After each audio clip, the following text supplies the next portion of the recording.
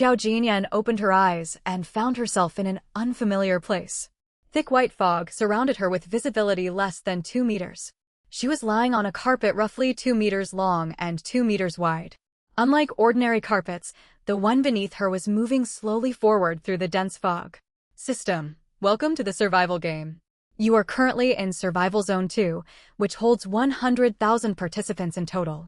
This is your first instance, mist-filled floating lands. Your top priority right now is to stay alive. Death within the game means real-world death. The mist-filled floating lands instance will last 3 days. Toxic rain will descend after 3 days. Upgrade your flying carpet to level 2 drafty straw-shed flying carpet as soon as possible to shelter from the toxic rain. Lastly, the fog holds both despair and hope. Wish you all a pleasant game. After the mechanical voice faded, Xiao Jinyan took a long moment to process her situation. She had been pulled into this survival game. The system told her she was in Zone 2, home to 100,000 people. There were likely several other zones, and the total number of participants might exceed 100 million. Xiao Jinyan stood up, gradually getting her balance so she could move about on the flying carpet. She jumped up and down a little. The surface felt as solid as regular ground, thankfully not sagging under her weight. Moving around would have been far harder otherwise. She scanned her surroundings. Nothing stretched out before her but endless white fog. There was no sound at all. Since she was already here, she might as well accept it. Complaining would get her nowhere. Time spent complaining was better spent figuring out what to do next. Tired from standing, she sat down. The flying carpet was completely empty apart from herself. There was no new player gift pack whatsoever. At some point, a question mark appeared in front of her. She tapped it, and a control panel-like interface unfolded, displaying her personal stats.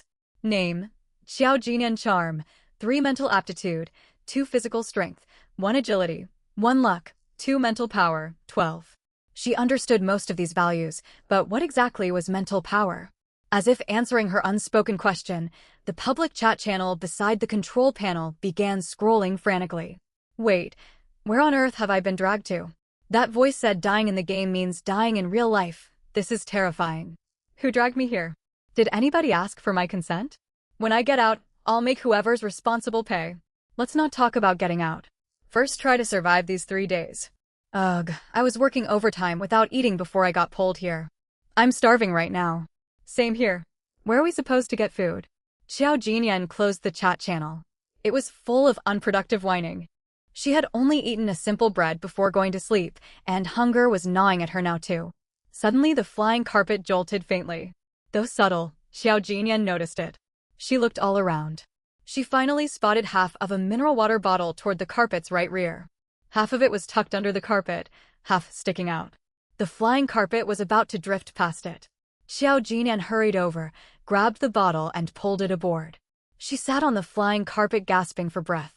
She had nearly fallen off while rushing for the bottle. Glancing down into the white fog, a chill ran through her. She suspected endless bottomless abyss lay beneath. Falling would leave no trace of a body.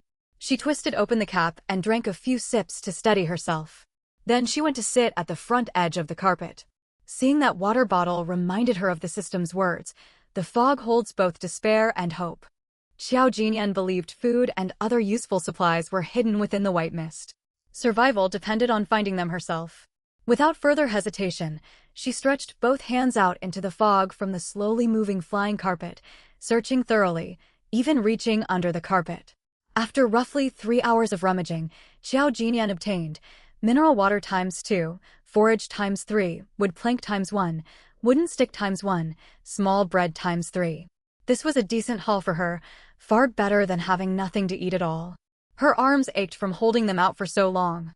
She sat down, tore open a small bread and ate it with some water, then opened the public chat channel again. I'm so hungry. I've got no food or water. I don't think I'll even make it till tomorrow, let alone 3 days. Amid wave after wave of hunger-driven complaints, one message stood out sharply. Hey, has nobody noticed supplies hidden inside the surrounding fog? It was like a stone tossed into the sea that stirred up huge ripples. The channel fell silent. Xiao Jinyan knew those players must have started searching for supplies. She wondered whether supplies were limited. She also wondered if other players were nearby. If so, supplies would turn into a race, first come, first served. Those who found nothing would starve. With that thought, Xiao Jinyan finished her bread in one go, drank 2 mouthfuls of water, and got back up to search for more supplies. She kept searching tirelessly for an unknown length of time. When her arms grew too heavy to lift, she sat down to rest. Glancing back at the pile of supplies she had gathered on the carpet, a sense of accomplishment washed over her. A good stockpile had built up. Since the flying carpet had no shelter of any kind, she stacked everything in the center to keep items from tumbling off. Once sufficiently rested, she counted her full stock. Mineral water times 5 forage times 10 wood plank times 3 wooden stick times 4 small bread times 7 cloth times 1. She unfolded the cloth. There was enough fabric for a complete bedding set or several sets of clothing. But she had neither tools nor sewing skills, so she simply stored it away for later. Lastly, she picked up the most intriguing item among all her loot, a glowing white question mark card. She had grabbed it while scavenging and had not gotten around to examining it. Now she turned it over in her hands. There was no descriptive text on it. She stared at the question mark printed in its center. Maybe the key lay within that symbol? Xiao Jinyan tapped it with her fingertip. The instant her finger made contact, a burst of white light flashed before her eyes and the card vanished. In its place floated 2 large, oddly shaped net pouches. She took hold of them. The system automatically scanned the items and usage instructions appeared on her control panel.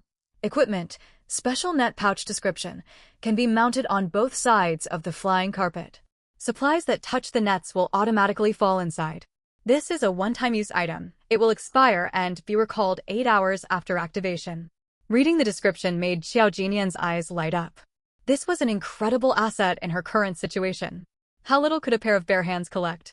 With these 2 large net pouches, she would have a steady supply of materials for 8 hours. Each net opening was framed by an iron frame 1 meter long and half a meter wide, attached to thick hemp rope netting that looked quite sturdy. Xiao Jinyan had worried about lacking tools to attach them to the carpet. She soon discovered the net pouches came with huge clamping plates. She just needed to fasten the edges of the net openings onto the flying carpet. She gave them a shake, they held firmly. Now that the nets were doing the work, she planned to rest properly to gather strength for what lay ahead. Staring at her control panel, she thought to herself, she needed to find more of these cards in the future. They were a fantastic way to obtain gear. She checked the chat channel. Nobody had mentioned finding cards yet. Of course, other players might have found them and chosen to keep quiet, just like her. Valuable treasures were meant to be kept for oneself. Well rested, she opened her control panel to check the net pouch's status. Equipment, special net pouch description, 23 minutes of usage elapsed. About to close the panel, she spotted a small satchel-shaped icon in the top right corner out of the corner of her eye. Curious, she tapped it. System basic missions. 1. Submit forage times 10.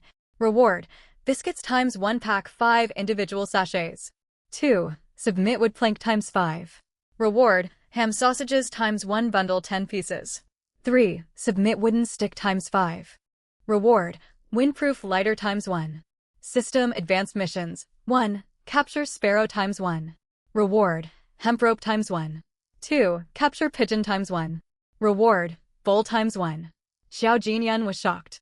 There were missions available. Yet the system had not notified her about them. Evidently players could choose whether or not to complete them. They were not mandatory. She read over the requirements. The forage mission was the easiest by far. Forage was abundant within the fog. She had already gathered 10 bundles during her earlier hours of scavenging. Each bundle was small.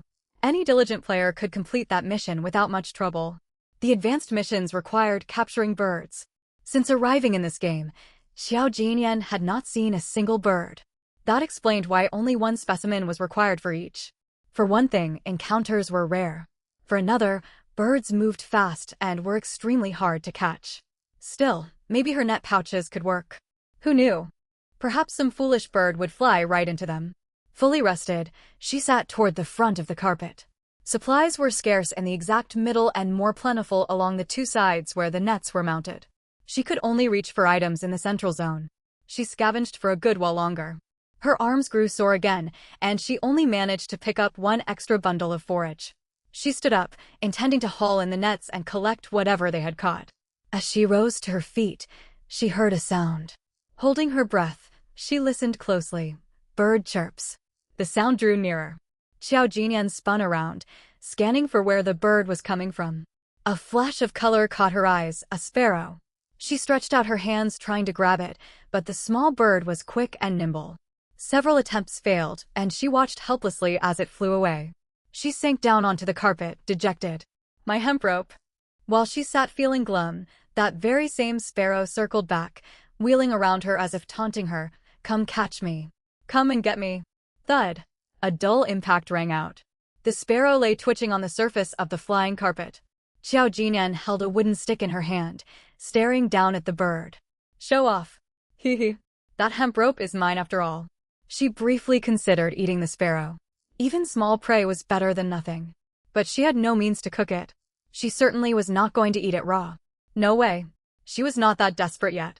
She picked up the sparrow and set it aside, then went a reel in the net pouches. She pulled in the left one first, then the right. When she saw the huge pile of supplies in front of her, a knowing grin spread across her face. Xiao Jinyan's stockpile had grown enormously. Current supplies: mineral water times 12, forage times 22, small bread times 20, wood plank times 10, wooden stick times 8, cloth times 2, card times 1. The supplies were monotonous, but there was a great quantity of them. She was delighted with 4 hours' worth of such yields. She no longer feared starving within these 3 days. Though, all the bread tasted exactly the same. Still, having food at all was what mattered. Exhausted and sleepy after all this activity, she could not tell day from night in this realm, having no sense of time. She reattached the net pouches and planned to take a short nap. She would examine the new card after collecting the next batch of supplies. She could barely keep her eyes open. Worried about the net's time limit, she slept fitfully. She woke many times, opening her control panel to check how much time remained. When only 10 minutes were left, she got up and retrieved all the gathered supplies. The moment she finished collecting the final haul, time ran out. The 2 large net pouches vanished from the carpet, automatically recalled by the system. Besides the usual materials, this second haul held no new cards, but it contained another sparrow, apparently knocked unconscious. Setting the supplies aside, she picked up the new card to see what she would draw this time. She had not noticed before, this card was golden. Common sense told her golden cards must yield far better rewards than white ones. Wow, excitement surged through her. She tapped the question mark just as she had done previously. Golden light burst forth. A golden light orb hovered before her. When she reached out and touched it, the orb shot straight into her body. She quickly opened her status panel to check her character sheet. Sure enough, an equipment column had appeared beneath her original stats. Equipment: Level 1, spatial storage upgradable, built-in preservation function, food will not spoil. Xiao Jinyan nearly jumped for joy. It was the spatial storage she had read about in novels. Now she no longer needed to worry about where to store her mountain of supplies. It was like a pillow delivered just as she felt sleepy. Focusing her mind, she visualized the space. A square chamber roughly 2 meters by 2 meters unfolded in her perception. It was small for now, but upgradable. Who knew what surprises future upgrades might bring? Glancing at the supplies scattered across the carpet, she thought the command, store. Every item on the carpet vanished into spatial storage. When she mentally viewed inside, she frowned. Everything was jumbled messily.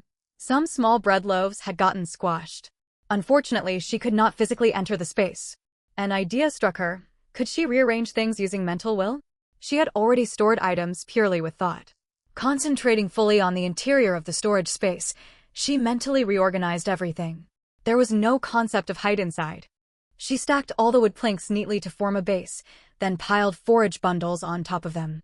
On the other half of the space's floor, she sorted wooden sticks, food and bottled water into separate piles. Having finished arranging everything, she withdrew her mental focus. Before she could sit down and rest, her vision went black and she lost consciousness. She woke after an unknown span of time, overcome with hunger and a throbbing headache. She ate several small breads and drank 1 bottle of water, then checked her character stats. Name: Xiao Jinyan. Charm: 3 mental aptitude, 2 physical strength, 1 agility, 1 luck, 2 mental power, 7 equipment, level 1 spatial storage upgradable, built-in preservation function, food will not spoil. She was alarmed. Her mental power had stood at 12 before. How had it dropped to 7? Had this something to do with fainting? She retraced her last moments before blacking out. The spatial storage. She had expended a great deal of mental effort rearranging items inside it. Evidently overtaxing her mental power had caused her to pass out. To test her theory, she kept her attention fixed on the mental power stat. About 10 minutes passed. She watched the value climb from 7 to 8. Her guess was correct. Excessive mental power consumption had knocked her out. Fortunately, mental power regenerated slowly. She needed to figure out how to raise its maximum value soon. She still did not know the upgrade method, however.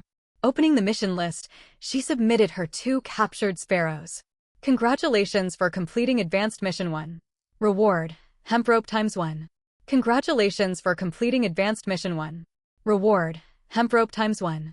She had wondered whether each advanced mission could only be completed once, but had decided to give it a try submitting both birds. To her delight, it worked. She picked up the hemp ropes that materialized on the flying carpet. Each was roughly 2 meters long and felt very sturdy when she pulled at them. She tallied up her total resources once more: mineral water ×17, small bread ×26, forage ×30, wood plank ×18, wooden stick ×13, cloth ×3. She had realized by now that only these few types of supplies spawned within the fog. The selection was limited, but easy to gather. Upgrading the basic flying carpet to level 2, drafty straw shed flying carpet required: forage ×10, wood plank ×5, wooden stick ×4. Xiao Jinyan already possessed far more than enough materials. She opened her control panel and selected upgrade without hesitation. Instantly, a straw shed materialized upon the flying carpet. 4 wooden sticks formed its supports. 5 wood planks made the roof, layered over with bundles of forage. The shed was open-sided and drafty. It stood low. Xiao Jinyan needed to bend slightly to step underneath. The 2-meter-wide carpet had roughly 1.5 meters occupied by the shed, leaving a small area for her to move around. It was genuinely constructed from the exact resources she had collected. She shook the frame gently. It felt reasonably solid. Drafts blew through it, but it was not cold here, so she would not fall ill. Plenty of surplus materials remained. She exchanged resources for the biscuit pack, the bundle of ham sausages, and the windproof lighter. She opened the public chat channel to see how other players were progressing. Ugh, all we get is small bread over and over. Can't we get any different food? Right? Does anyone have other food? I'll trade supplies for meat. 1 bundle of forage for 1 portion of meat. You have got to be kidding. Forage is trivial to gather. What fool would give you meat for that, assuming anyone even has meat? Xiao Jinyan was taken aback by how shameless that player was, but she kept silent and continued reading. How dare you talk to me like that? Do you know who I am? When I get out of here, you'll regret this. I don't care who you used to be. Right now you are just a loser offering worthless forage. That man sent no further replies. Perhaps he felt humiliated, or perhaps he was plotting something. In this desperate situation, people's true natures were unpredictable. That brief argument soon faded. The chat kept scrolling rapidly, and one post caught Xiao Jinyan's eye. 1 bag of chicken drumsticks in exchange for 5 bottles of mineral water plus 10 small breads. Players could list goods for trade or purchase through the control panel. System escrow prevented scamming. Both sides submitted their promised items to the system to complete exchanges. This message drew Xiao Jinyan's attention, along with many other players. You actually have meat? Where did you get it? That's none of your business. Do you want to trade or not? Look, can we do partial trade first? I'll give you 2 bottles of mineral water for the drumstick. If it's real, I'll send you the rest afterward. Xiao Jinyan rolled her eyes. That scheme was so obvious the schemer's intentions were practically audible. Would the trader really fall for it? If you lack supplies, don't waste my time. Anybody serious about trading? Fellow survivor, can you lower your asking price a little? None of us have that much food to spare. Come on, it's meat, but you can't charge that much for it. Everyone is starving. We can barely get enough to eat, yet you get to have meat. You should give your extra supplies to everyone. Hiding them all for yourself is shameless. That person was infuriated by those outrageous remarks. Who's being shameless here? If you don't want your own 2 hands, chop them off and feed them to the dogs. You lack the ability to fend for yourselves, yet you resent others who do. Yes, I'm better than all of you good-for-nothings, so what? Xiao Jinyan looked away. Ever since she had arrived here, she had kept busy and put in a great deal of effort. Bread could fill her stomach, yet it was no substitute for meat. After some thought, she finally decided to trade for that chicken drumstick. She was simply craving meat. Before completing the trade, she sent the other party a private message. I won't ask where the chicken drumstick came from, but could you tell me why you're trading meat for bread and water? The other side seemed to hesitate whether to answer. A minute later, Xiao Jinyan received a reply. I have plenty of wood, hay, and birds over here, but very little edible food and water. Supplies like those are extremely hard to come by. Xiao Jinyan pondered this. It seemed players were scattered across different zones, each with its own distribution of resources. Her current location was actually quite favorable, with abundant and varied supplies. Trading so many resources for a single bag of chicken drumsticks might seem reckless, yet she had no choice. She craved meat and needed to replenish her energy. Furthermore, possibly as a lingering side effect from overexerting her mental power earlier, even though her mental stat was back at 12, she constantly felt lightheaded. Besides, her stockpile was fairly ample. She had no idea how much time had passed, but she sensed the toxic rain was still some way off. She would keep searching for more supplies. Once she confirmed the trade, a bag holding a chicken drumstick dropped onto her flying carpet. She picked it up for a look. There was only one drumstick inside the bag, slightly larger than she had expected, the kind of ready-to-eat drumstick sold in supermarkets. Though she had not asked about its origin, she had a fair idea where it had come from. Cards. Xiao Jinyan carefully tore open the packaging and sat on her flying carpet to enjoy her luxurious chicken drumstick. After finishing it with great satisfaction, she wiped her mouth, still wanting more. Nothing beat meat. Once done, she counted her remaining supplies: mineral water times 12, small bread rolls times 16, wood planks times 13, hay times 20, wooden sticks times 9, cloth times 3, hemp rope times 2, windproof lighter times 1. 5 ham sausages left, all biscuits were gone. Taking stock brought her clarity. Within this zone, she might not be the wealthiest player, yet she was comfortably well off. She took 10 portions of hay out of her storage space and spread them beneath her straw shelter. Despite its name, the flying carpet felt almost as hard and cold as bare ground. Waking up after sleeping on it always left her aching all over. The hay would make resting much more comfortable.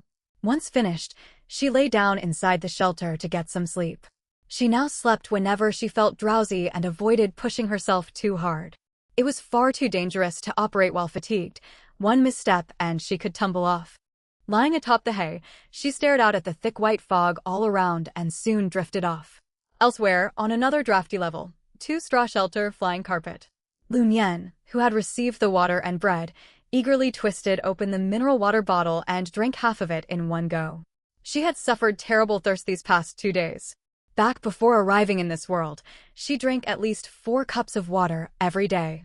Here, food and drink were both scarce. Though she had drawn a snack gift pack from a card, it contained only food with no liquids at all. After drinking half the bottle, she forced herself to stop. That water had cost her a chicken drumstick. She had to ration it carefully. She still had food she could trade away, yet doing so would draw unwanted attention. Xiao Jinyan was sound asleep when loud commotion jolted her awake. She opened her eyes alertly and scanned her surroundings. The white fog had thinned considerably, letting her see further into the distance. Several figures were visible not far away. At long last, she had run into other people. She said nothing, quietly pulling a wooden stick out of her storage space and gripping it firmly. One could never be too cautious. The noise grew louder. Without her noticing, her flying carpet had drifted close to the group. She realized her carpet moved faster than everyone else's, probably because all her supplies sat safely in storage and added no extra weight. Hand over all the meat. Don't push your luck. Why waste words with her? Just take it by force. From what she overheard, the girl they were harassing must be the one who had traded the chicken drumstick to her. For some reason, she had been targeted. Lun Yan stood on her level, 2 flying carpet, facing down 2 men and 1 woman. The stout, pot-bellied man who had not spoken a word appeared to be their leader, while the scrawny man and the woman acted as his accomplices. The 3 of them shared a single flying carpet. The 2 carpets drifted forward at matching speeds yet kept a gap between them, so the trio dared not leap across to Lun Yan's carpet to rob her directly. Lun Yan possessed no storage space, so all her supplies lay exposed on her carpet. She had tried to conceal them behind planks and hay, but she had forgotten to cover everything again after retrieving food earlier. The group passing by had spotted her stockpile. With no proper weapon, she clutched her wooden stick tightly. She could not show fear. If she let them rob her once, they would keep coming back again and again. She could not rely on good fortune to keep drawing useful cards forever. Her luck might already have run out. With that thought, she fixed the three intruders with a fierce glare. If any of them so much as took a step toward her, she would strike them hard enough to send them tumbling down. Xiao Jinyan admired her stance. In a situation like this, begging for mercy would solve nothing. She only needed to look at the woman accompanying the attackers to see that truth. That woman had most likely been robbed and forced to depend on the men to survive. Her haggard face and visible bruises spoke volumes about her miserable circumstances. Still, nothing mattered more than staying alive. Sometimes yielding could be a viable survival strategy. Everyone made their own choices. Xiao Jinyan's carpet drifted nearer, and the group noticed her. She had no intention of getting involved. She kept her gaze straight ahead, waiting for her carpet to drift past theirs. As her carpet drew level with them, she tightened her grip on her wooden stick, constantly watching their movements. The pot-bellied man glanced at Xiao Jinyan's carpet and muttered, "Looks totally worthless." Xiao Jinyan pretended not to hear. She was sensible enough to know she must never flaunt her resources. Only once they were out of sight did she relax and set her stick aside. She had seen the pleading look the other woman had given her, yet she chose not to intervene. Right now she lacked the strength to help. She knew no martial arts and owned no real weapons. Those two men were physically strong. If a fight broke out, she could easily get hurt. She would not take reckless risks. Once that disturbance passed, Xiao Jinyan resumed gathering supplies. Even though her shelter was already upgraded, extra resources could prove useful later. No one ever regretted having too many supplies. While searching, she caught sight of mountain peaks faintly visible in the distance. The view was rather striking. Wait. Scenery? Mountain peaks? She rubbed her eyes and looked around again. It was no illusion. There really were mountains. The fog had cleared substantially, revealing the world around her. Good heavens, she truly was high up in the sky. Thankfully, her carpet was fairly large, because heights terrified her. Abandoning her search for supplies, she stored everything she had just collected and slowly retreated into her straw shelter. Sleep eluded her, so she opened the public chat channel to pass time. Can you believe I'm sitting on a flying carpet soaring through the sky? Has anyone else noticed the fog has thinned a lot? I'm so glad I can finally see what's around me. I never want to feel that lost and helpless again. Could anyone lend me some planks and wooden sticks? I can barely find any upgrade materials here. I've only had 2 small bread rolls to keep me going. That sounds rough. I can spare some planks for you, no need to pay me back. Thank you so much. You're a lifesaver, I'll never forget this kindness. Don't mention it. We're all in this together. We ought to help each other survive. One generous message sparked a flood of requests. Could you spare 2 more planks for my upgrade? Sure, no trouble at all. I'll send them over. I haven't had proper food in ages. Could you give me something to eat? When food was brought up, the generous player grew hesitant. He had plenty of spare planks taking up space on his carpet, which was why he had given them away. Yet his food only just sustained himself. I'm afraid I can't spare any food. The girl who had asked for food noticed his hesitation and tried another approach. Would you add me as a friend? I can share some personal photos with you. What kind of photos? Just some private ones. Their conversation ended there. Xiao Jinyan was not surprised. This was only the beginning. Things would grow far more chaotic as time went on. Still, it served as a sharp reminder. Having enough supplies to eat and drink was one thing, being able to protect them was another. She really needed to start building up her physical strength. She dared not train blindly. She had read online before that exercising without proper guidance could lead to bad form and physical injury. So she settled for simple workouts, basic calisthenics. She resolved to do 2 sets of calisthenics whenever she had free time. It was better than no exercise at all.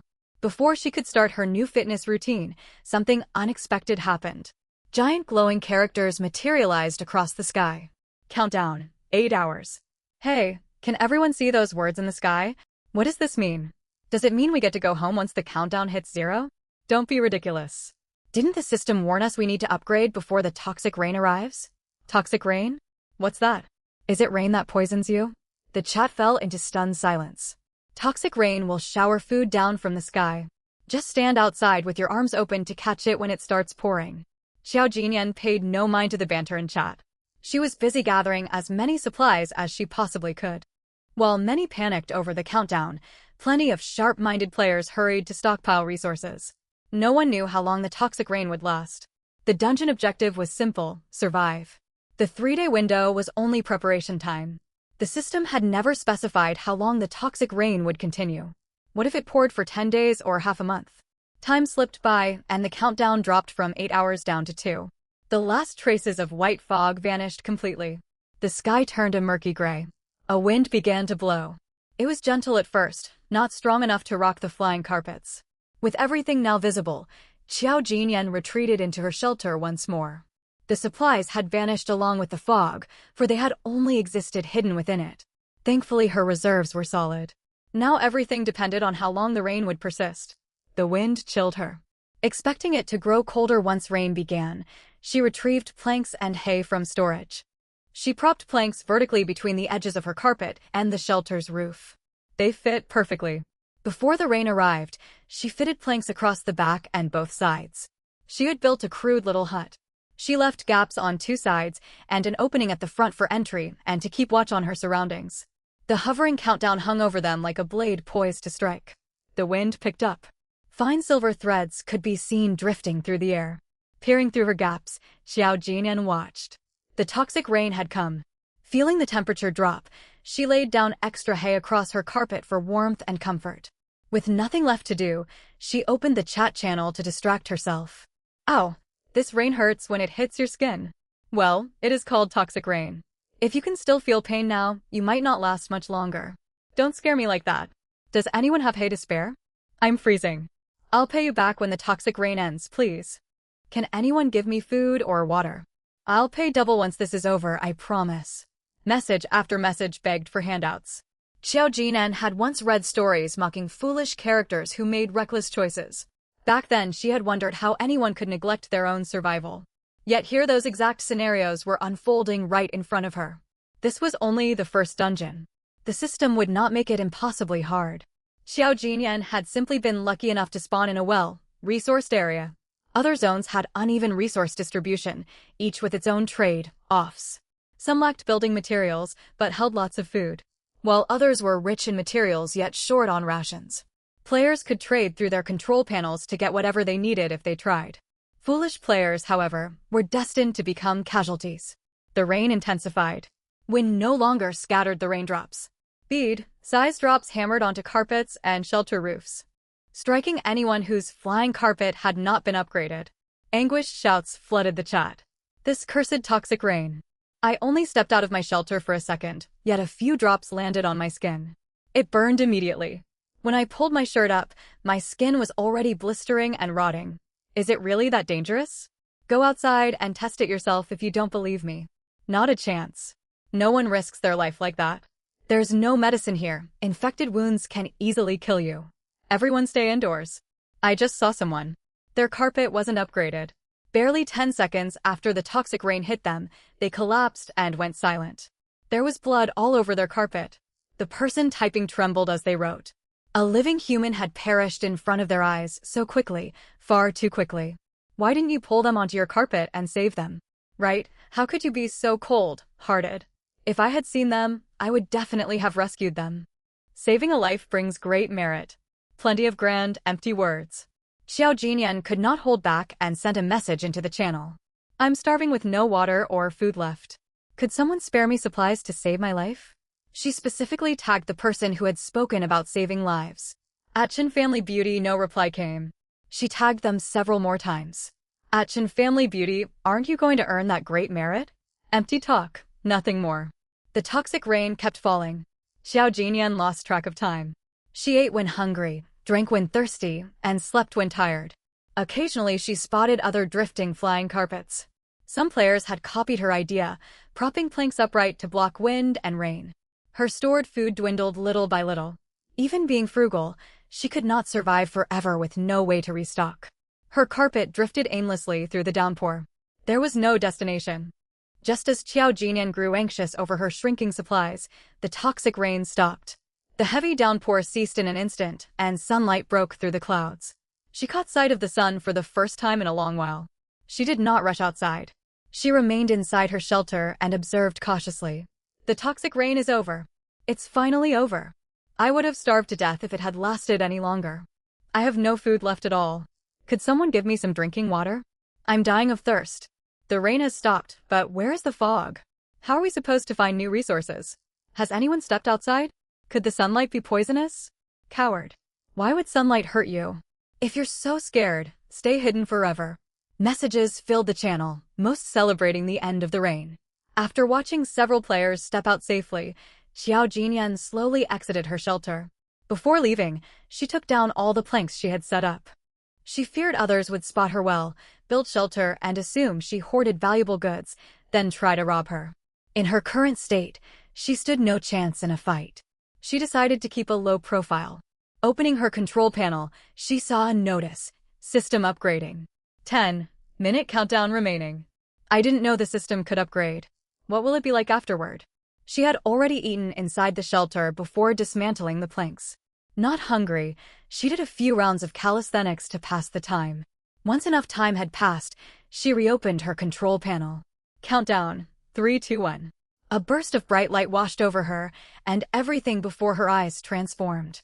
Before she could process what had happened, scorching heat rolled toward her. She hurried back into her shelter to escape the blazing sun overhead. When she recovered, she studied her new surroundings. As far as the eye could stretch lay sand, dotted with only a handful of sparse plants. Nothing else, apart from the merciless sun hanging high above. The 10-minute system upgrade following the conclusion of the first dungeon served as a brief rest period for players. The moment the upgrade completed, everyone was thrust straight into the second dungeon. The familiar whirring mechanical sound rang out. System, welcome to the survival game. You are now in Survival Zone 2. There are currently 97,705 people in Zone 2. This is your second instance, Endless Desert. Your top priority now is to stay alive. Death in game means death in reality. The Endless Desert instance lasts 8 days. Swarms of poisonous insects will attack when the 8 days end. Upgrade your flying carpet to a level 3 stone house as soon as possible. It can fend off the poisonous insects. Lastly, the desert holds both dangers and chances for survival. Wish you all a pleasant game. After hearing this, Xiao Jinyan processed a great deal of information. First, the upgraded control panel could now display the time. The real time player count was shown in the upper right corner of the public chat channel. Most importantly, the flying carpet no longer floated, it rested stationary on the desert sand. The panel displayed positioning coordinates for her dwelling, and a new item detection function had appeared. She decided she would test it when she got the chance. It seemed she would have to leave the flying carpet to search for supplies this time.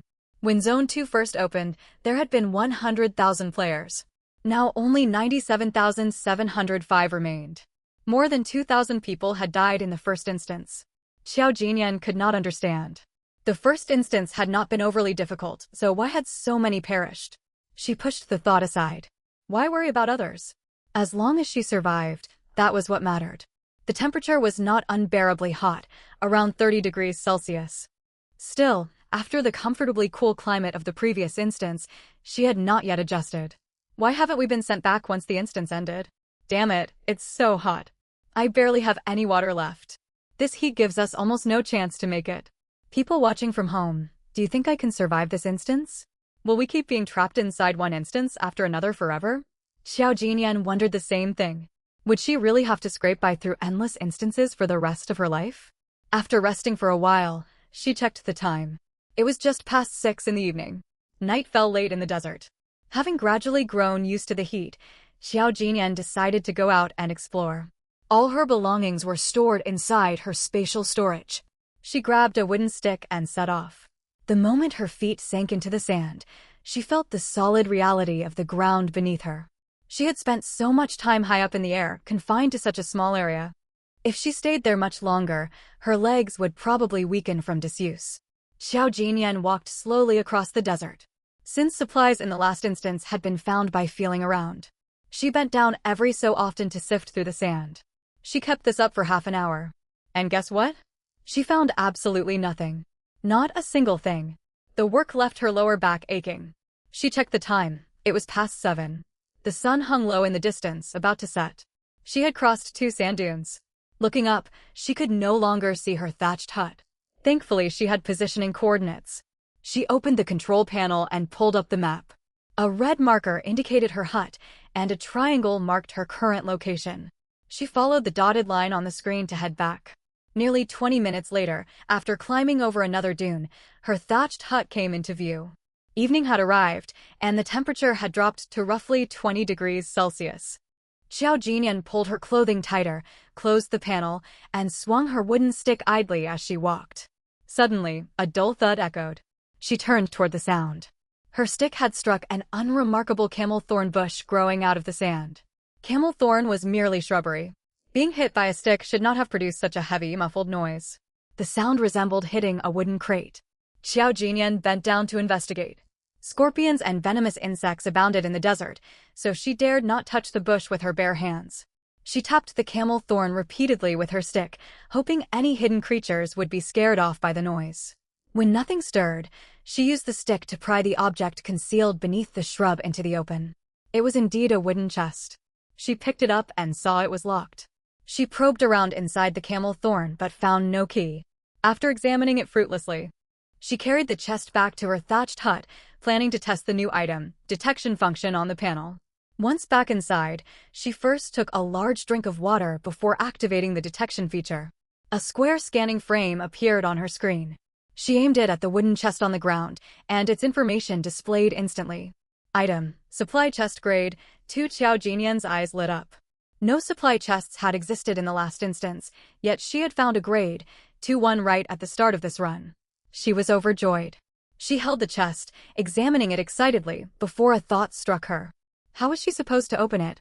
She reread the scan results and noticed a line of text at the very bottom asking whether she wished to open it. She had been too excited earlier to notice. Xiao Jinyan selected yes. The chest shook violently on the ground. She quickly jumped backward to keep her distance. Moments later the shaking stopped, and the lid swung open. Cautious, she waited and observed for a little while before stepping closer. She leaned over and peered inside. A golden card met her gaze. Her heart leaped. She had gotten something valuable. She eagerly tapped the card. Golden light flashed, and the card drifted down into her hand. Confusion washed over her. It still looked like a card. Had she opened it incorrectly? She flipped it over and nearly jumped for joy. It was a golden duplicate multiplier card. Duplicate multiplier card, 1 time, use item. Speak the name of an item you already possess to the card, and it will duplicate that item for you. This was incredible. She wondered exactly how many copies it would make, maybe 1 extra copy, maybe 10. Xiao Jinyan mentally went through her stored supplies. She could not afford to waste this card. She had to choose the most useful item she owned. Right now she only had food, drinking water, and lumber. She hesitated to use the multiplier on those. She considered saving the card for a better item later, until her eyes fell on the grade 2 supply chest sitting on the ground. Of course! Why not duplicate the supply chest itself? The system only required the item to be in her possession. This chest she had just pried open was definitely hers. Xiao Jinyan activated the duplicate multiplier card and spoke clearly to it. Duplicate my grade 2 supply chest. She waited in anticipation as the card vanished. She looked down at the ground. Where there had been 1 chest, for now sat. 1 was the original she had opened. The other 3 were the copies created by the card. It actually worked. Her excitement surged. She almost wanted to celebrate, though she had no idea how to dance. She stared at the 3 new grade 2 chests. It appeared duplicates retained the original item's grade with no degradation. Thrilled, she opened each chest one by one, growing more elated with every lid she lifted. In the end, she obtained Energy Stone ×3 grade, 1 crossbow ×1 upgradable. Range 15 meters. Comes with 5 sharp crossbow bolts. Basic Martial Arts Manual ×1. All were extremely useful, exactly what she needed. She picked up the crossbow and turned it over in her hands, delighted. Now she had a means of self-defense, a way to train her body, and materials to upgrade her spatial storage. Information for upgrading her spatial storage surfaced in her mind. 2 energy stones were required to raise it from level 1 to level 2. She had 3, leaving 1 spare afterward. Her mental power had not increased numerically over this time. Still, while exercising her body, she had repeatedly moved and rearranged items inside her spatial storage to train her mind. Her stats had not gone up, yet she no longer fainted or even felt light, headed from constant retrieving and stowing items. Without hesitation, she chose to upgrade. A mechanical voice echoed inside her head, "Upgrade successful. Upgrade will take 10 minutes, please wait." Xiao Jinyan picked up the martial arts manual and flipped through it. It described fundamental stances and hand techniques. Fist strikes, palm pushes, hook hands, stance work including parallel stance, horse, stance, bow stance. Plus the basic 5-step fist routine. Perfect for a complete beginner like her. Night had fully fallen. She stored the manual and crossbow away. The spatial storage was still upgrading, but she could still place and retrieve items normally. Food and water were sufficient for the moment, though much had been consumed during the toxic rain of the prior instance. Her remaining supplies would sustain her for now. She pulled out a ham sausage, a loaf of bread, and a bottle of water for dinner. Compared to many other players, she was eating quite well. When she finished eating, the spatial storage finished upgrading. She eagerly turned her attention inward and was stunned. The level 2 spatial storage was vastly improved. She could step inside it physically. She found herself standing on grassy ground inside a space roughly 50 meters long and 50 meters wide. Rows of shelves stood arranged across the area. Above her stretched blue sky and white clouds, it was perpetually daytime inside. To her surprise, a plot of fertile farmland had appeared alongside several seed packets. Excitement welled up inside her. The space allowed farming. She could become self-sufficient for food. She knelt to examine the seeds: tomato, potato, chili pepper, Chinese cabbage. She could only choose 2 of the 4 varieties to plant. She selected tomatoes and potatoes. She had no cooking utensils. Cabbage and chili required preparation before eating. Potatoes also needed cooking, yet they could be prepared in more ways, and she preferred them. She received 5 tomato seeds and 5 potato seeds. She had no farming experience, but the space offered built-in instructions. Simply bury the seeds and water them. Survival rate was 100%. Additional seed varieties could be unlocked through experience. Harvesting 10 crops granted 1 new seed type. Considering her limited water supply, she planted only 1 tomato seed and 1 potato seed. She wanted to grow more, yet water for drinking remained her priority. Her search the previous day had yielded nothing besides the supply chest. She had only sifted sand and never checked bushes and plants. She resolved to search those areas tomorrow. She buried the seeds and carefully poured mineral water around them. As the water soaked into the soil, text floated before her eyes: time until maturity, 3 days. Using drinking water for irrigation felt extravagant, yet the fast growth was worth it. In 3 days she would harvest ripe tomatoes. She set the remaining half bottle of water inside the space for tomorrow's watering. Since survival was guaranteed, she avoided overwatering. 1 bottle would serve for 2 watering sessions. Once everything was done, she exited the spatial storage and fell into a deep, satisfied sleep. The next day, Xiao Jinyan woke early. Dawn had barely broken, and the temperature was pleasant. She completed 2 sets of broadcast exercises and stretched thoroughly, then practiced the basic movements from the martial arts manual. She stopped shortly before sunrise. She rinsed her mouth with mineral water and ate breakfast, another ham sausage and bread roll. After eating, she took a piece of fabric out of storage. Sandstorms plagued the desert, so she planned to fashion a head covering and face mask. She tried tearing the fabric by hand, but it was too tough. She used her windproof lighter to burn a small cut, then ripped along the opening. After some clumsy work, she made a makeshift headscarf and face covering. She tied them securely, covering her head and most of her face, and leaving only her eyes exposed. She wrapped cloth around her feet before slipping on her slippers. She wore the long-sleeved pajamas she had arrived in. Slippers had appeared with her at the start of the instance. Her limbs were already covered, so no extra wrapping was needed. She grabbed her wooden stick and set off. She had headed straight ahead the day before. Today she traveled in the opposite direction, starting from behind her hut. Having learned from yesterday's experience, her search went better. The desert was not endless bare sand. Scattered shrubs and patches of vegetation dotted the landscape. She checked every plant she passed with her stick. All supplies in this instance came in chests of varying grades, and she stowed every chest she found directly into storage. She traveled for an unknown distance until heat, thirst, and exhaustion weighed on her. Beneath the blazing sun, she located shade beneath some vegetation and sat down to rest. She removed her scarf and mask. Her face, covered for so long, met fresh air. Sweat streamed down her cheeks, and her pajamas clung damply to her skin.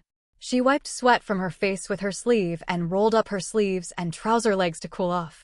Her scarf and mask were soaked through, so she laid them across a sun-warmed rock to dry. As she prepared to sit back down, a hissing sound reached her ears. Alert, she turned toward the noise. Coiled where she had just been sitting rested a snake, roughly 30 centimeters long, yellow, hued to blend into sand. Spiky horn, like scales, jutted above its eyes. It was a horned viper. Its coloration had let it hide unseen until now. Fatal bites from this species were uncommon under normal circumstances. But in this world, with no medicine and limited nutrition, its venom carried an extremely high fatality rate. The viper lifted its head, tongue flicking, fixated on Xiao Jinyan. She dared not make sudden moves. She retreated slowly while maintaining eye contact, hoping the snake would sense she meant no harm and leave. Once she had put enough distance between them, she snatched up her drying scarf and mask and ran. Her fitness had improved with training, yet running through loose sand drained far more energy than running on solid ground. Panic made her clumsy. Her foot sank deep into sand, and she tripped and fell. Glancing back, she saw the viper drawing near. Without hesitation, she pulled her crossbow out of storage. A bolt was already loaded. Though she had practiced aiming, the short distance worked in her favor. She aimed and fired. Whoosh! The bolt struck the viper's tail. Writhing in pain, the snake thrashed wildly across the sand. Xiao Jinyan freed her foot from the sand, reloaded another bolt, and aimed for the viper's head. Its frantic movements made targeting difficult. She seized an opening, stepped forward, and pressed her foot down firmly on its neck to pin it in place. She aimed and fired again. The shot hit home. The viper convulsed on the sand before going still. Once certain it was dead, she stored the viper in her spatial storage. This instance had broad submission quests. Almost any desert creature could be turned into the system for rewards. Low-risk creatures gave modest prizes. Dangerous creatures earned substantial rewards. The horned viper was a deadly desert predator, hard to spot thanks to its camouflage and protected by tough scales. Turning it in should yield a decent reward. She was impressed by the crossbow's penetrating power. Xiao Jinyan checked the time. It was nearly 3 in the afternoon. She ate while following her positioning coordinates back toward camp. She closed the map once her thatched hut came into sight. As she walked, she noticed something wrong. Several men surrounded her hut in the distance. They rummaged through her belongings, and one of them had even torn off the roof of her thatched shelter. Noticing she had run into robbers, Xiao Jinyan quickly crouched down, using the tall sand dune to hide her figure as she cautiously observed movements around the straw hut. Though Xiao Jinyan possessed weapons, she knew she stood no chance against 3 opponents. She was not foolish. Boss, this guy's totally broke. There's nothing here. The scar-faced man they called the boss rummaged around and found nothing. He spat in disgust. Ugh, what a worthless pauper. I've never robbed someone this destitute. What bad luck. Only when the men had walked far enough to vanish from sight did Xiao Jinyan slowly stand and head toward the straw hut. She had not checked the chat channel for the past 2 days. It seemed open robbery had now become commonplace. Xiao Jinyan gazed up at the sky and fell into thought. It was even possible some people had resorted to desperate acts. Under such circumstances, robbery hardly came as a surprise. She shook her head and quickened her pace. Today's haul had been substantial, and she could not wait to examine it. Back at the straw hut, Xiao Jinyan first reattached the roof the robbers had torn off. She then sat down on the blanket and stared at the drafty hut, deep in thought. People could now move freely to scavenge supplies or rob others. With no covering on its 4 sides, the straw hut posed a huge risk. What if someone saw her pulling items out of her spatial storage or opening supply crates? That would surely bring mortal danger upon her. She already had enough materials for an upgrade. She only lacked one type of ore. Yet she had no idea what this ore was, nor where to obtain it. She wished what she needed were energy stones, for she still had one left.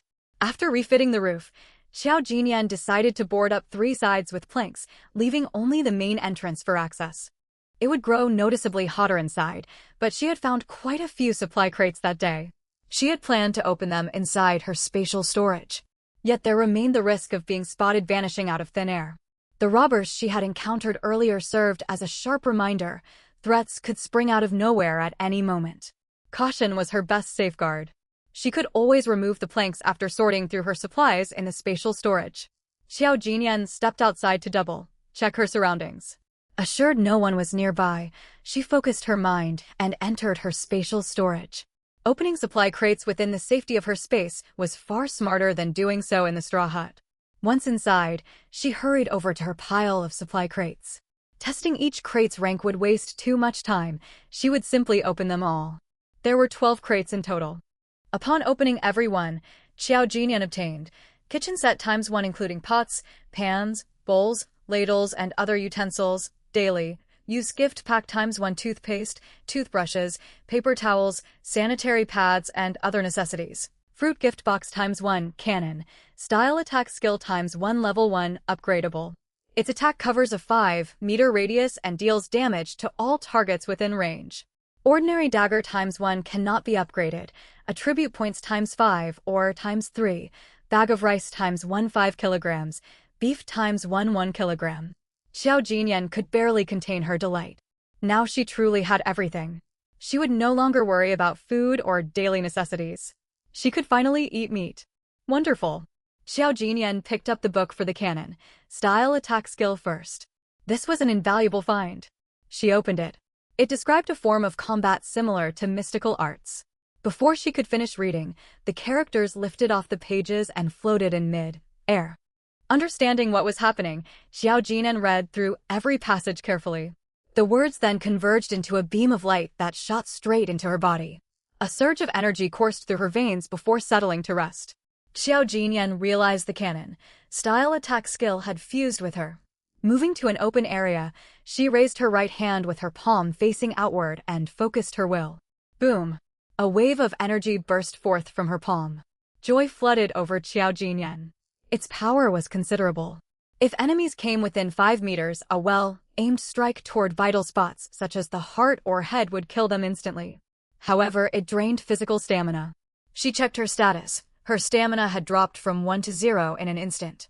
Her limbs went limp, and she collapsed onto the ground. Damn it, I underestimated the cost. She did not lose consciousness, yet her body had no strength left. The skill packed great destructive power and had no cooldown, yet each use consumed 1 point of stamina. Xiao Jinyan turned her attention to the 5 attribute points from the crates. The system allowed her to assign them freely to any stat. This suited her perfectly. Lying on the ground, she closed her eyes and summoned the 5 attribute cards into her grasp. She tapped the cards and spoke, +2 stamina, +1 agility, +1 mental capacity, +1 luck. Name: Xiao Jinyan. Charm: 3. Mental capacity: 3. Stamina: 3. Agility: 2. Luck: 3. Mental power: 7. 1 full hour was required to restore 1 stamina point. With stamina raised to 3, she could cast the attack skill twice in an emergency. She would always keep at least 1 point in used so she would not collapse, avoiding exhausting all stamina unless absolutely necessary. After allocating her points, her stamina recovered to 2, with 1 point still regenerating. Her strength returned, and all discomfort faded away. She stood and brushed dust off her clothes, then sorted and stored all newly acquired items. With rice and beef, she could now cook proper meals. Unfortunately, there was no electricity. She silently hoped for a generator, preferably one powered by solar panels. Inside spatial storage, it was perpetually daytime. It would be a waste not to make use of that abundant sunlight. Once tidying finished, she checked the tomato and potato seeds she had planted the previous day. In merely 24 hours, the sprouts had shot up to knee height. She watered them with the last of her half bottle of water before exiting the spatial storage. Today's scavenge had yielded abundant practical goods, yet no ready-to-eat food. Not even basic bottled water or bread. If this trend continued, she would run out of supplies in 3 days. The temperature inside spatial storage was mild. Outside, oppressive desert heat washed over her. Xiao Jinyan removed the planks covering 3 sides of the hut to let in some breeze. By now it was nearly 6 in the evening. Busy with chores, she had completely forgotten lunch. Strangely, she felt no hunger, likely from being past the point of hunger. She planned to have dinner around 7 o'clock. Possessing a pot greatly improved her quality of life. Still, for safety, she would cook and eat inside her spatial storage from now on. The desert breathed with scorching heat. Desert winds could carry the scent of food far across the dunes towards starving survivors. Before dusk fully settled, Xiao Jinyan took some hay and wooden sticks out of spatial storage to start a fire.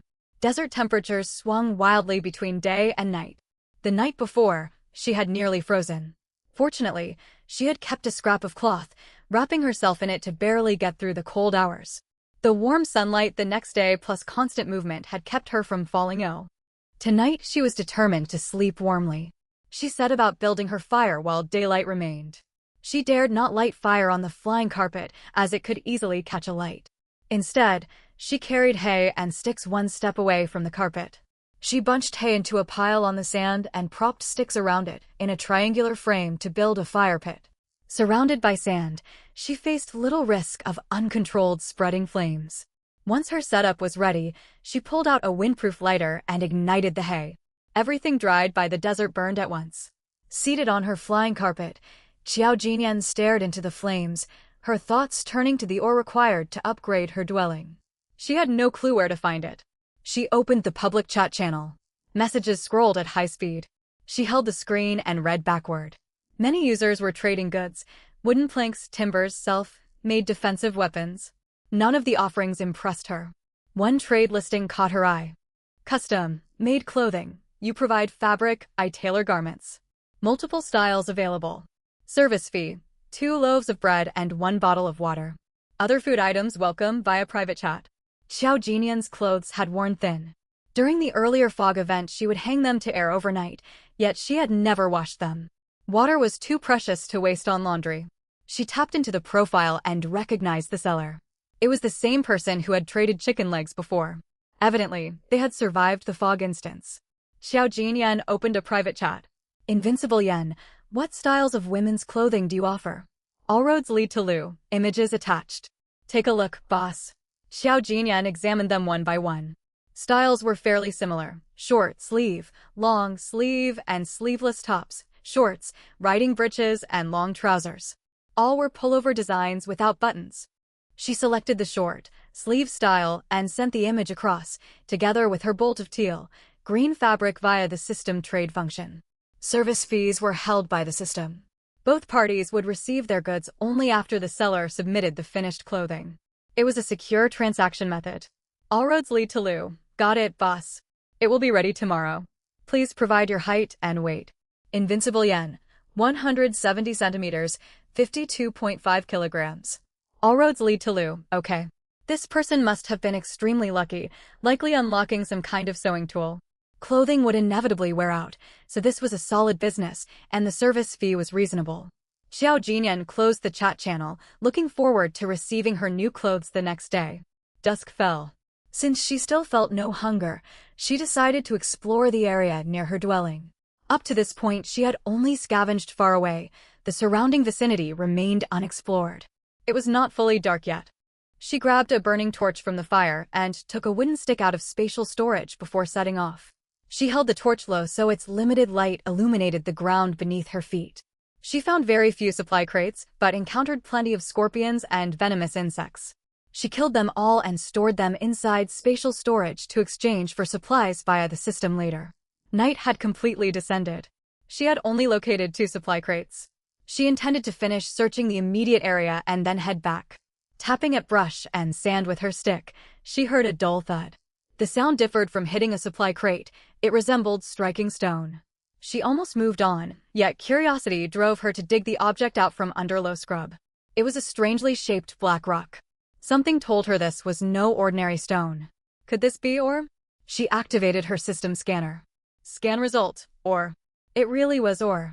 She had assumed ore could only drop from supply crates. Who would have thought it could be found like this? Most other survivors would probably toss such a strange-looking rock aside. Xiao Jinyan thought to herself, that extra luck point really makes a difference. She placed the ore into spatial storage and searched the surrounding ground for more. She found none, yet she now possessed enough ore to upgrade her dwelling. She hurried back. Her fire had died down to smoldering embers which she ignored. Something far more important awaited her. Opening her control panel, she clicked Upgrade. The system automatically deducted required materials even while stored inside spatial storage. In the blink of an eye, Her drafty straw hut transformed into a circular stone building shaped like a yurt, built entirely from rock. She ran her hand along the walls. They felt solid and sturdy. The floor was paved with tightly fitted stone slabs with no gaps. There was a door, no lock, but a wooden bar for bolting it shut. She lifted the torch and stepped inside. There were no windows. A stone bed sat against the left wall. Her flying carpet rested in the center of the room, upon which sat a stone table and stone stools. Against the right hand wall stood a circular stone fire pit, its rim reaching roughly to her lower calf. The building was compact, roughly 3 meters across, centered around the stone table. This fire pit was clearly meant for heating and cooking. Her iron pot fit perfectly atop its rim. She set her pot in place. Perfect. Now she could cook dinner. She closed the door and rekindled fire inside the pit. Flames lit the whole room, warm light playing across Qiao Jinyan's smiling face. The stone building would keep her from freezing through cold desert nights. It would also stay cooler during daytime heat. No more fumbling around in darkness. Sitting down on a stone stool, she took out the 2 newly found supply crates and set them on the table. She opened them one after another. Cactus pendant ×1 lowers temperature by 2 degrees within a 1-meter radius. Pair of shoes ×1, choose male/female and size random style. Both were tremendously useful. She selected her shoe size, and a pair of breathable women's sneakers materialized onto the stone table. She slipped them on. They fit comfortably. She then picked up the cactus pendant. The air immediately felt noticeably cooler around her. A 2-degree temperature difference was significant. In this harsh desert, it could mean the difference between life and death. Small and lightweight, she slipped it into her pajama pocket next to her body so she would stay cooler wherever she went. She added a couple more sticks to the fire. She still held plenty of firewood in spatial storage, enough for several nights. Inside the stone building, she no longer risked being seen vanishing into spatial storage. Food aromas would also mostly stay trapped indoors, dissipating long before drifting to distant survivors. She shut the door and braced it with a wooden beam, then began preparing her feast. Her kitchen pack contained everything she needed: oil, salt, sauces, cutting boards, and kitchen knives. She split the beef in half. One portion went back into spatial storage. She rinsed the other with bottled water and sliced it. From the fruit gift box, she retrieved small tomatoes and prepared them. She poured water into the pot and added the beef to boil. Since beef would turn tough if fried raw, parboiling was necessary. After some time, she fished out a slice with chopsticks to test tenderness. The rich aroma filled her nose. After so long without proper meat, her starved body craved nutrition intensely. She took the beef out, rinsed the pot, heated oil, fried the tomatoes until they released juice, added the beef, seasoned everything, poured in water, and let it simmer. 40 minutes later, a pot of fragrant tomato beef stew was ready. Instead of cooking rice, she wanted to enjoy plenty of meat. Admittedly, it was only half of 1 kilogram, hardly excessive, yet she loved meat. She carried the whole pot onto the stone table, which could withstand hot soup, ladled stew into a bowl, and ate heartily. Once full, she peeled and ate a banana from the fruit gift box. Life felt wonderful. Stuffed after her meal, she opened the door to walk circles around the stone building for digestion. A gust blew sand straight into her mouth, so she quickly went back indoors. Seated on her stone stool, she submitted all the venomous snakes, vipers, scorpions, and insects she had hunted that day to the system. After submission, she received bottled mineral water ×11, apple, flavored, banana, flavored, and meat, flavored bread ×10 each, cucumber ×5, canned luncheon meat ×8, tea-flavored eggs ×8, spicy strips ×3, crisp noodles ×5, large barrel purified water ×5, carton of pure milk ×1, broccoli ×2. Her supplies were now truly abundant. She no longer worried about food or water. She stored everything neatly inside spatial storage, then entered her spatial storage to rest. With water available, she planned to finish planting her tomato and potato seeds. If she got a big harvest, she would be able to unlock new seed varieties. After planting the remaining seeds and watering the field, Qiao Jinyan brushed dirt off her hands. The tomatoes she had planted earlier had already borne several plump, glistening little fruits, ready to be harvested the next day. Qiao Jinyan stepped out of her spatial dimension and laid some hay across the stone bed. She still had no pillow or quilt. She wondered if that person Dalu, Xiaolu, Dosher, Lu could make bedding. Yet she had neither cloth nor cotton right now. Sighing, she pushed the thought aside for later. Xiao Jinyan climbed onto the bed and placed her cactus pendant some distance away before closing her eyes. Nighttime temperatures had dropped, so she did not need the pendant for cooling. As she drifted towards sleep, she mapped out her plans for the following day. The next day, dawn had barely broken when Xiao Jinyan was outside practicing her boxing moves. The morning temperature was perfect, unlike the days and nights when she headed out empty-handed and came back loaded down. Inside the stone hut, a pot bubbled away on the fire. Xiao Jinyan had cooked porridge mixed with chopped broccoli for herself. When the time felt right, just before the sun peeked over the horizon, she took a 5-minute rest and then picked up her crossbow to train. Running, boxing, and crossbow practice had become her daily routine. Even so, she craved more martial arts manuals or offensive abilities like the attack cannon technique. No one could ever have too many self-defense skills. She kept training until the sun rose high and the air grew warm. After a quick wash, she set about making breakfast. A great day began with a good meal. She opened a can of luncheon meat, sliced it up, peeled a tea egg, and arranged them neatly on a plate. She ladled out the porridge and set everything on the table. Perfect.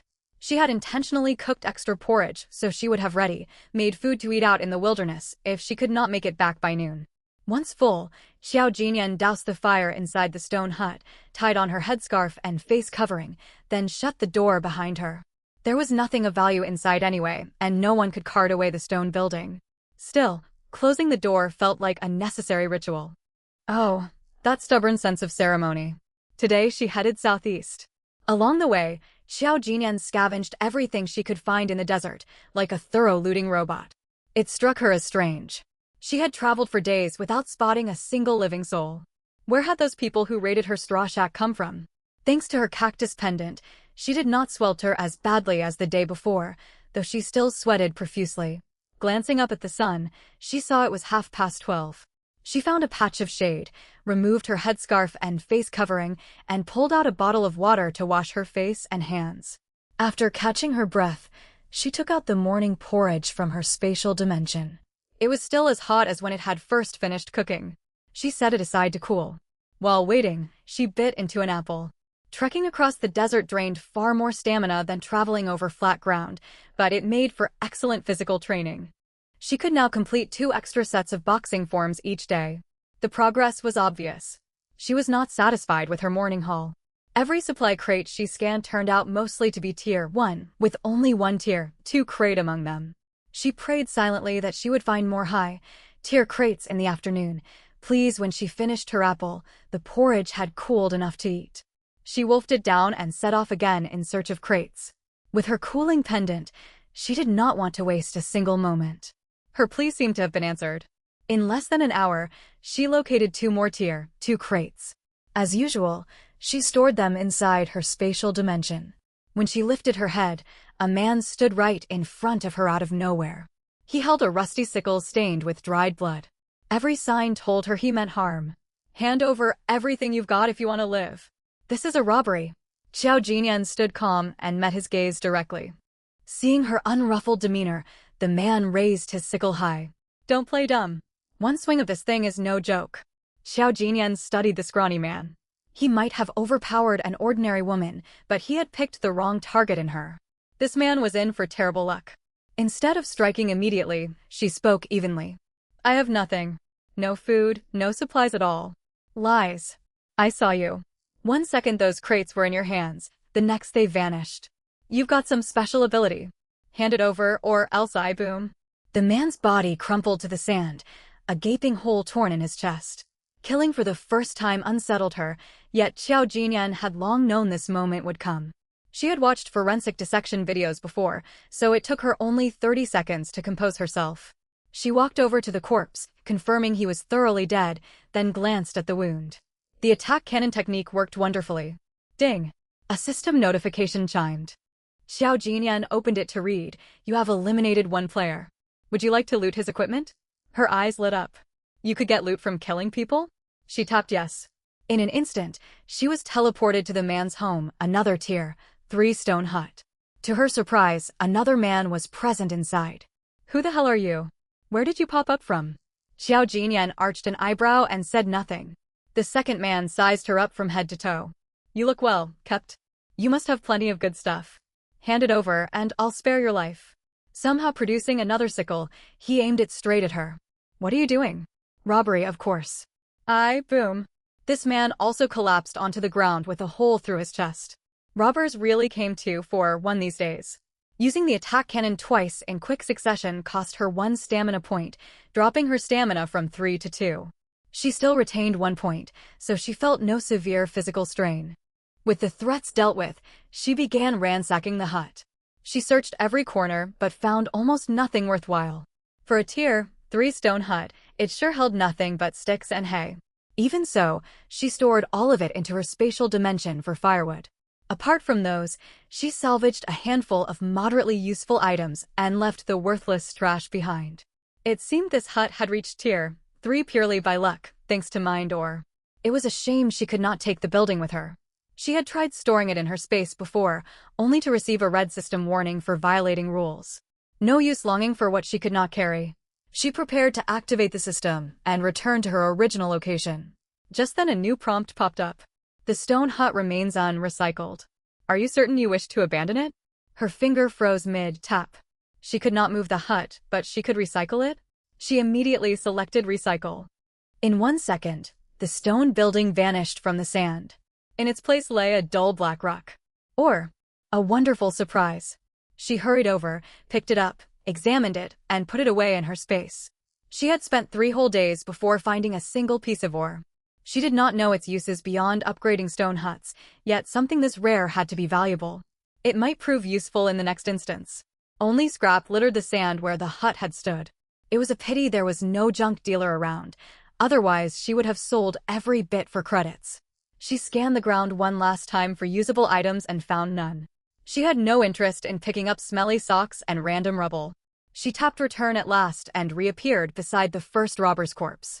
Blood had dried around the body. Under the blazing sun, it was already starting to reek, drawing scavenging creatures. Her face covering blocked most of the stench.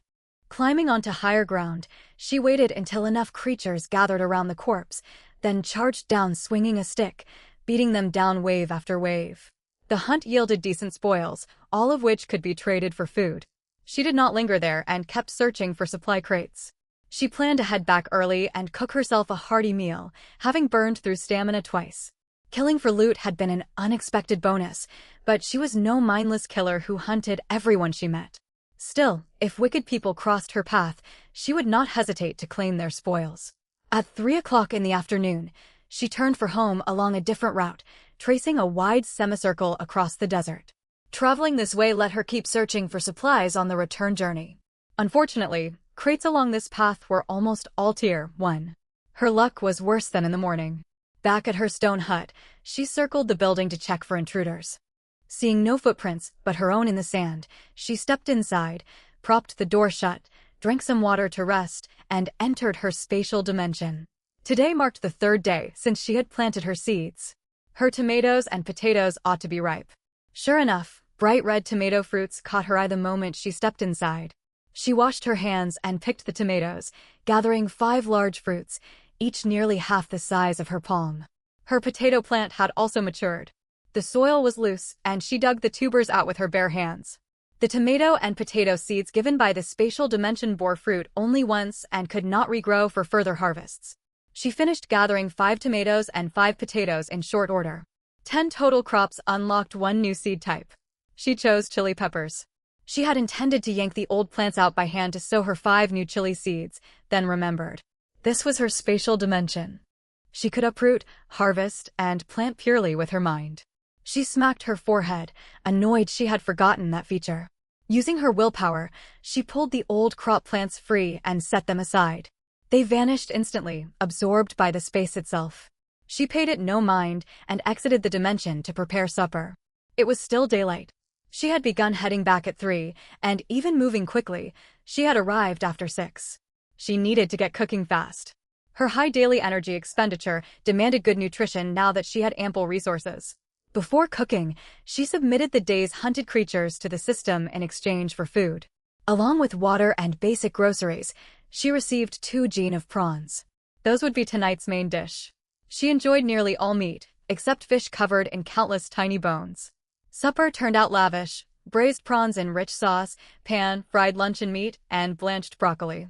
She stored the finished dishes inside her spatial dimension and set another pot to steam rice. While waiting for the rice, she opened her supply crates. She went through all the tier 1 ones first, getting plenty of practical items, better results than she had feared. 3 tier 2 crates remained. She opened them one by one. Camping tent ×1, solar power generator ×1, first aid kit ×1. Every single item was something she badly wanted. The generator and medical kit spoke for themselves. With the tent, she could travel much farther in search of supplies. She could camp out overnight instead of rushing back every single day. She stored everything away and checked her pot. Fragrant rice filled the stone hut. After eating her fill, she sat on her stone bed drinking milk and holding a set of clothing she had traded for with Dala the day before. The full name was too long, so she simply called her Dalu. The fabric felt good in her hands, with tight, neat stitching and no loose threads. She had also received several bolts of cloth today and messaged Dala to make 2 more styles of garments. Dala mentioned she could also make cloth shoes, but Xiao Jinyan declined, having already obtained several good pairs. Carrying her new clothes, she went into her spatial dimension to bathe. Water resources were abundant now. In previous days, water had been too precious for full baths. She had only wiped herself down to stay reasonably clean. Now shelves were stacked with bottled mineral water, and she held more than 10 large water barrels. More than enough. With no bathtub, she washed quickly and changed into her new clothes. The bathwater was dark with grime and unsuitable for watering crops, yet too valuable to pour out, so she left the basin sitting in her space. Stepping back out, she lit a fire and sat beside it drying her hair. She left the door ajar, gazing out at the night sky dotted with moon and stars. For a moment, she drifted back to memories of childhood, living in the village with her maternal grandparents. The next day, before heading out, Xiao Jinyan double-checked the hut for anything left behind. She closed the door and departed, setting off toward the west. This instance was not overly difficult, and she wanted to stockpile as many supplies as she possibly could. Moving westward, she investigated every clump of grass and every small creature she spotted. In the distance, she noticed a group of about 5 people, men and women mixed. Xiao Jinyan concealed herself in shadow and observed them quietly. It felt almost as though they sensed her presence because all of them suddenly turned and looked directly toward her hiding spot. The next instant, someone tapped her on the shoulder. "Hey there, beautiful lady." Shocked, Xiao Jinyan leaped backward, crossbow raised in her hands, watching the stranger with full alertness. "Easy now. We only want to make friends. My name is Zhang Qing." He gestured toward the distant group. "That is our Blaze squad. Our Captain Qin, you sent me to ask whether you would like to join us." Xiao Jinyan studied the bright red-haired man. His innocent smile did nothing to ease her wariness. She had been certain nobody stood behind her a moment earlier. He had appeared out of thin air, meaning his power was considerable. She dared not lower her guard. "Sorry. I have no useful skills, and I am not interested in joining." Zhang Qing raised an eyebrow. "We offer good treatment. Women receive special consideration. 3 meals a day and shelter. Won't you think it over?" "No, thank you." Her refusal was firm. To her surprise, he did not press further. He sighed with exaggerated regret. "Very well. It seems fortune is not on my side. Farewell." He tossed her a playful glance as he turned to leave. Watching his retreating back, Xiao Jinyan sensed something off yet could not put her finger on what it was. She planned to wait until the group moved on before coming out. She had barely taken 2 steps when the world spun violently, and she collapsed onto the sand. Strong hands slipped under her armpits and dragged her away. When she regained consciousness, night had fallen. She was bound tightly to a boulder beside a campfire. Only Zhang Qing sat by the flames. Xiao Jinyan strained against her ropes, unable to break free, and stared hard at him. "What is the meaning of this?" Zhang Qing bit into his meal and glanced over at her. "I want you on our team. Since you refused my polite invitation in daylight, I had no choice but to bring you back by force." Xiao Jinyan rolled her eyes inwardly. What an irrational nuisance, wasting half her day. "I will ask you one last time. What exactly do you intend to do?" Zhang Qing finally stood, brushing imaginary dust off his clothes. He walked up to her and lifted her chin with one hand. You're sharp-witted. I want you to join Blaze's squad and fight alongside us. Before he could finish speaking, Xiao Jinyan vanished from the boulder. His hand hung suspended in empty air. Where did she go? He scanned his surroundings warily. Silence stretched all around. Whoosh! An arrow sliced through the air. Zhang Qing teleported nimbly out of its path. Haha, a feisty one. I like that even more. Xiao Jinyan felt thoroughly disgusted by his smug attitude. 3 crossbow bolts flew toward him in quick succession. He dodged the first 2 with uncanny movement, but the third buried itself in his thigh. Seizing her opening without giving him time to recover, Xiao Jinyan unleashed her attack cannon technique straight for his heart. At the very last moment, a flash of golden light deflected the blast. The power slammed into the sand beside him, blasting a huge crater. Sand swirled everywhere, obscuring vision. She could barely make out a shadow. With 1 bolt left, she fired it, not aiming for a kill, only to distract him and buy time to charge up another cannon strike. Once the dust cleared, she launched her attack cannon and called out to him. Sorry, I have no interest in joining your squad. Right before the blast would have hit him, Zhang Qing mumbled some incantation she could not hear. The next second, he rocketed away across the desert like a shooting star. What kind of ability is this? Xiao Jinan noticed that Zhang Qing activated his skills every time by speaking aloud, as if reciting some kind of incantation. Zhang Qing had held back, and Xiao Jinan knew it. Someone who could knock her unconscious without a sound could never be only this capable. Xiao Jinyan sat on the sand to catch her breath, staring blankly at the 2 large holes in the ground.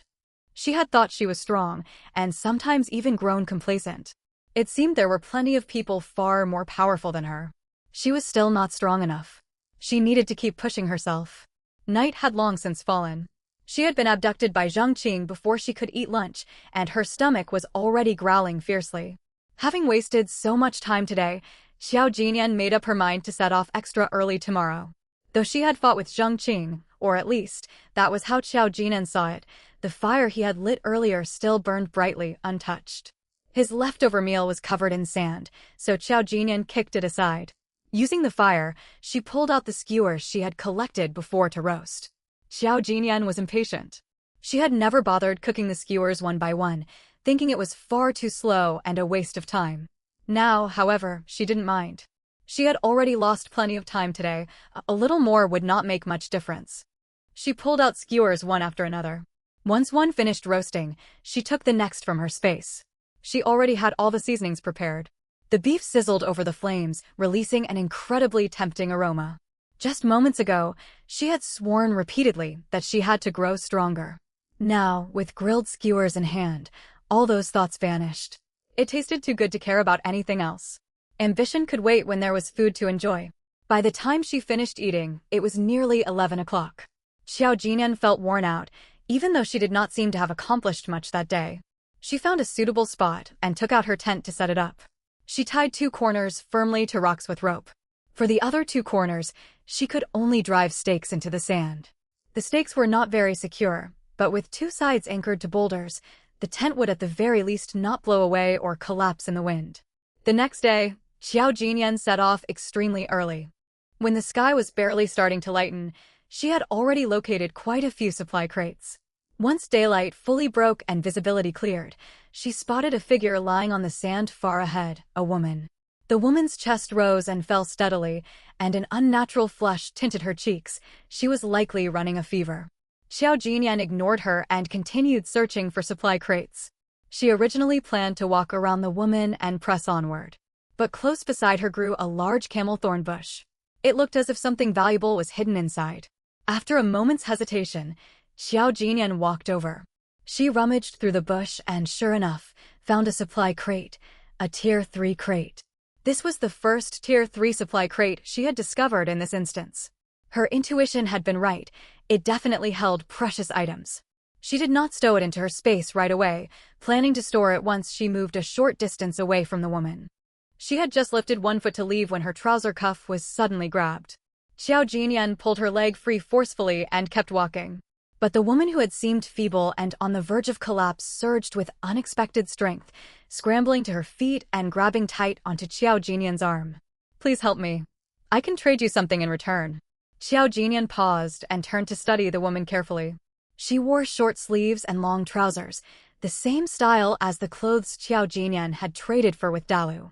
Her frame was not thin, which meant she was doing fairly well and had surplus resources to make new garments. Xiao Jinyan spoke solemnly. What do you have to offer? A spark of hope lit up Lunyan's face. I can make clothes and shoes. I have cotton to sew quilts and pillows. I also have meat. I can give you all of it. Xiao Jinyan pondered silently.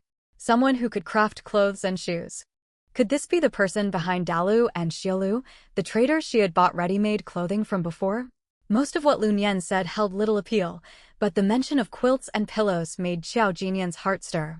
She had slept on dried grass for ages, and she ached for soft bedding more than anything. She asked Lunyan what she wanted and how she expected to be saved. If the woman hoped Xiao Jinyan would take her back to the stone house, feed her, and nurse her back to health, she would refuse outright. It would not be a worthwhile deal, and there was a risk she might be raising a threat who could strike at any moment. So, what exactly do you want me to do to help you? I only need one fever-reducing pill. How can you be certain I have medicine? Medical supplies are extremely rare right now. Lunyan loosened her grip on Xiao Jinyan's arm. I cannot be sure. But judging by your clothes and your condition, you are well supplied.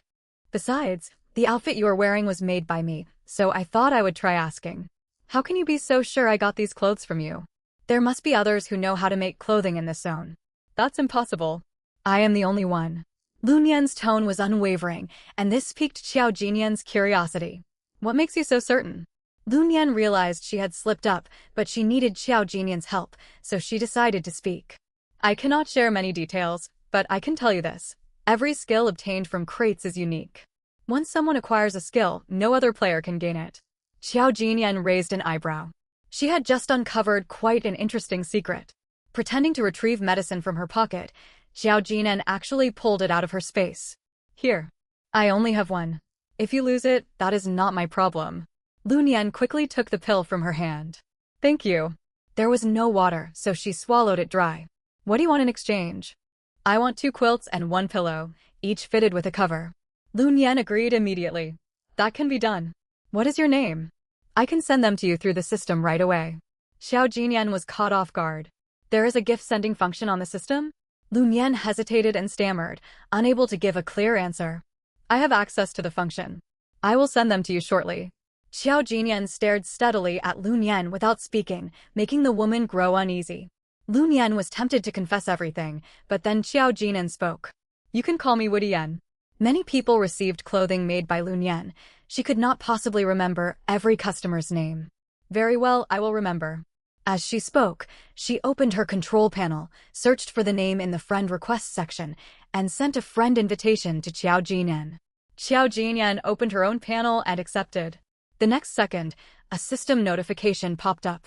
A player is sending you a gift. Please check your inbox. After seeing the alert, Xiao Jinyan said to Lunyan, I have received them. Without another word, she turned and left, leaving Lunyan staring at her retreating back. Lunyan had developed a fever after venturing out to search for crates too late yesterday. She failed to return to her dwelling before nightfall. Temperatures plummeted after dark and sandstorms swept across the desert. Unlike Xiao Jinyan, she had no storage space to carry food. She endured cold and hunger all night on the barren, exposed sand with nowhere to shelter against the wind. It was no wonder she fell ill. She was fortunate to run into Xiao Jinyan. If she had encountered anyone else, she knew things would not have gone so well. She was lucky she had goods to trade. After resting a while longer, Lunyan felt her strength return. She opened her map coordinates and headed toward her stone house, which was locked, so she did not need to fear theft. Meanwhile, Xiao Jinyan continued forward. The farther she traveled, the more supply crates she found, yet venomous scorpions and snakes grew increasingly common. Just as the system warned, danger and opportunity existed side by side. She planned to keep traveling deeper for the rest of the day before turning back tomorrow. Her tent lacked a mattress, forcing her to sleep directly on sand. She had laid dried grass inside, but the wind howled against the tent all night, making rest nearly impossible. Xiao Jinyan missed her stone house terribly. It was sturdy, soundproof, and blocked nearly all outside noise. Survival demanded many hardships. By midday, the sun blazed at its hottest. Even with her cactus pendant lowering the temperature, Xiao Jinyan still sweltered. No one would wander out this far in the scorching heat, so she decided not to worry about being spotted and stepped into her personal space. As soon as she entered, cool, fresh air washed over her skin. It was incredibly comfortable. She lay on the ground to enjoy the sensation for a while before standing up to prepare lunch. Now that she owned a generator, she no longer needed an iron pot to cook rice. She could use an electric rice cooker. Xiao Jinan had also stacked stones inside her space to build a cooking hearth identical to the one in her stone house, making meal preparation convenient. She set the rice to cook, prepared her ingredients, then went to check her vegetable plot. All the plants looked lush and fresh, ready for another harvest soon. Once she finished eating, Xiao Jinyan stretched out on the grass to mull things over. Her personal space was so pleasant that she never wanted to leave. She had entertained the thought of staying inside permanently, but quickly dismissed the idea. The space produced no food on its own. Once her supplies ran out, she would have to venture outside again. What if everyone else had leveled up drastically by then, powerful enough to defeat her effortlessly with a single move?